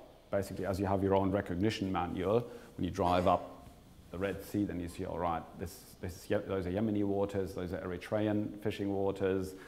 This is the type of vessel that I would expect to see. And of course, anything that then doesn't fit the picture automatically flags. It doesn't mean that you don't pay attention to the rest, but I mean, it certainly makes it easier to distinguish what's supposed to be there as opposed to what's not supposed to be there. And this is, again, typical misreporting. You get stuff, and they say RPGs were sighted at 2.5 miles. They say, God, these guys have got good binos.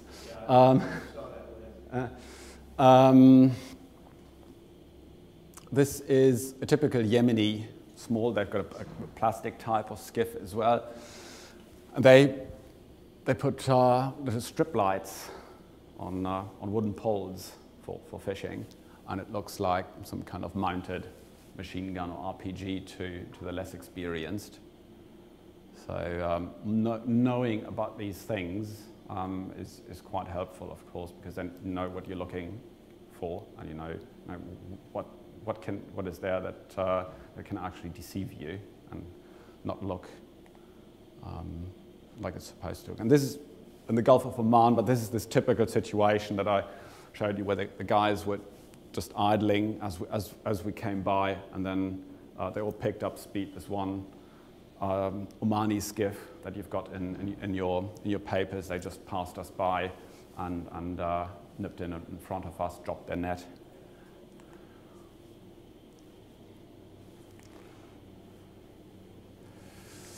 I'm going to skip the navies for a moment. That's a different matter. Yeah, then very briefly, Gulf of Guinea, just so that you know what's going on in the Gulf of Guinea, and Nigeria. Nigeria has been a trouble spot for probably the past 40 years.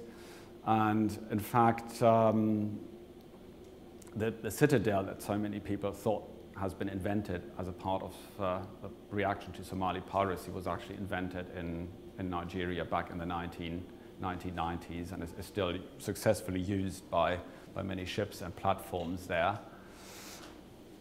Traditionally, this is what the picture used to look like. You've got a lot of kidnapping in the Niger Delta. You don't actually, or traditionally, you didn't have hijackings because it's not a lawless place for all the trouble that is going on there. What they like to do is just pick off expats from merchant ships, predominantly from offshore vessels, and then just hold them for ransom in the Niger Delta. And then you've got some low-level piracy around Lagos area, which is basically just two guys and a sort of a canoe coming alongside and stealing some rope and some cash or whatever they can get their hands on. What does your green symbol mean? That Is it one green? I assume red is... Red is a robbery, armed robbery. Brown is kidnap and ransom. And orange is failed, yellow is suspicious activity, and black is a hijacking. Okay. And we do have a green icon, and that's for counterinsurgency. I think it's counterinsurgency. This is all changed a bit now. As you can see in the picture, loads of hijackings. And what's happened here is all these countries, Nigeria, to begin with, is a crude oil exporter. However, all these countries, they have very little refining capacity. So what happens is lots of product tankers come into this area, and they just idle outside the ports and transfer the diesel or petrol or whatever it is that those countries need to smaller ships, and they then take it into port. So that's what it looks like. They just transfer it from one ship to another. on the open sea, and the Nigerian pirates have exploited this, while those ships cannot move to board them, even though some of the ships are secured, just like they would be off Somalia. They've exploited that to hijack them and then basically steal the cargo with quite legitimate ships. What they do is they say, right, we've got a cargo, who wants to buy it? They basically put it on the market, and then quite legitimate buyers come up and buy the cargo, and they even issue papers and everything for it. So it's a proper little business, and the background is an activity called illegal bunkering. Illegal bunkering used to mean that they would tap into pipelines and divert crude oil into barges like that. And then they load it into smaller barges and then possibly into some kind of decrepit product tank, and then they ship it out off the coast of Togo and Benin. And then they would, again, either put directly into port with that product tanker or load it onto another barge again. And then it would get refined in those places. They have small refineries there, and then exported back to Nigeria. And that actually turns a handsome profit in that place. How do they work? They are entirely the opposite of the Somalis. They attack only at night. They use mother ships, but not as sort of direct support ships for their pirate action groups. They're more kind of logistic support ships. Their boats are much bigger, much more powerful. They actually do about 30-35 knots. The guys on board those boats are also more heavily armed. They quite routinely have machine guns. And they are violent people, as opposed to the Somalis. Well, they're rough, the Somalis, but you haven't had so many incidents where they've actually been deliberately violent, unless it was just to scare the crew a bit to help negotiations along. And yeah, like I said, they rendezvous with illegal or legal ships in order to then discharge their cargo into those ships, and then they're off again after anywhere between 2 and 5 days. Their success rate a bit better than the Somali pirates, and the reason why this works is this is one of the main militant leaders in the Niger Delta, and this is the governor of the state where he's active, so they're best mates. And he's also got a big security contract for Chevron and for the Lagos area, so he plays both ends against the middle very successfully. That's it's mostly a riverine environment in Nigeria, so if you ever end up there, very, very different fighting environment from the open sea, very confined, very fast moving. The militants move fast. Like I said, the boats in those kinds of conditions can easily do 30-35 knots.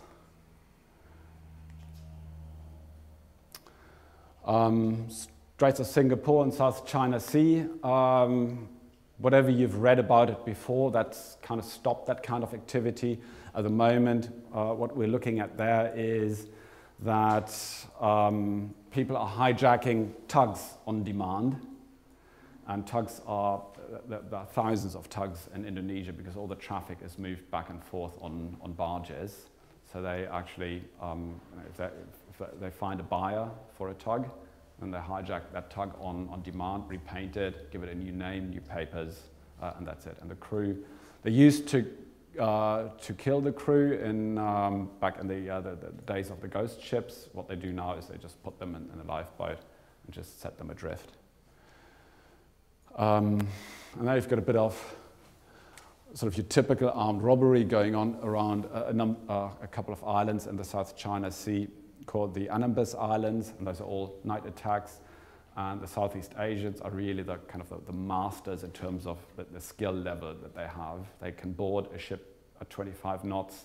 They can overcome 10, 12 meters freeboard, and they go in and out again in 10 to 15 minutes flat. And you said they like to attack at night. Yeah. Many of them are actually ex-military, ex-Indonesian special forces. So. Well, the Asians, correct me if I'm wrong, but they're good swimmers. The Somalis aren't. Yeah. If I can't swim, I'm a little nervous attacking at night. These guys can swim. Yeah. They're very good swimmers. That's true. The Somali maritime tradition is actually very, very short.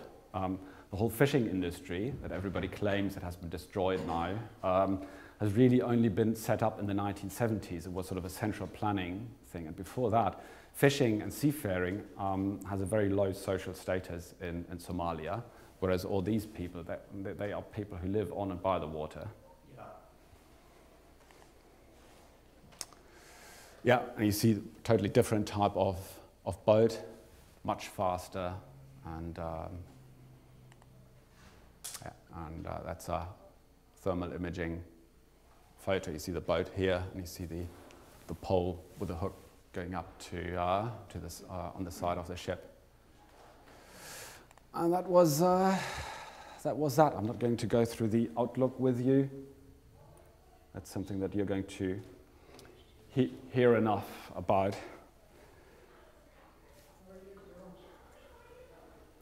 Good, and I'll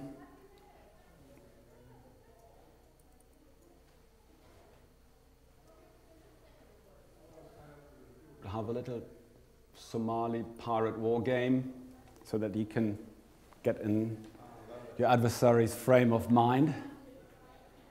This is the situation.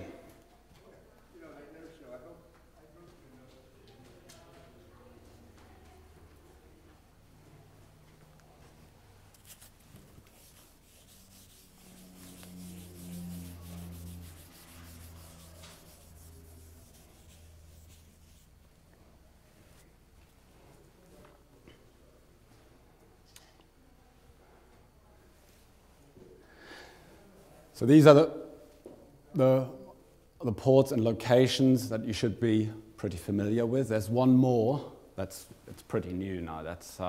It's kind of come up at the expense of Haratere, which is down here, which has been at the moment been taken over by Islamic militiamen, and it's a place called Bandar Baila. So. What I'd like you to do is to come up with a concept of how you want to run a pirate operation, and like this situation brief said, you're from the Darude clan, which means sort of this yellow bit, and the Osman Mahmud clan is located up here, and as uniquely as one of the few clans, they have access to both the northern coast and the eastern coast. You've got business relationship with the Yemenis. You know about the naval activity in the Gulf of Aden. Your rivals are the Hawiye clan. They are down here. Basically, they are the guys who hunt out that way. All this area is obviously dominated by Islamic militia. However, they are not beneath doing business with you and selling petrol to you if you do go down south.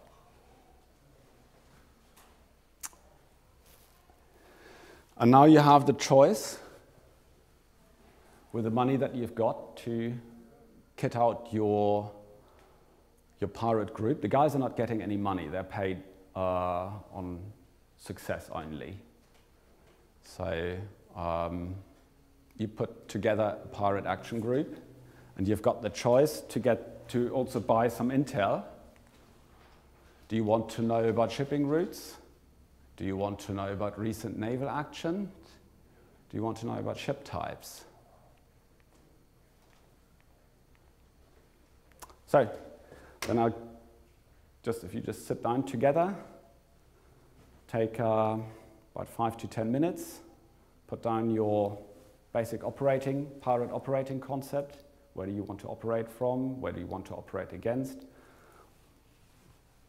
What is your pirate action group going to consist of?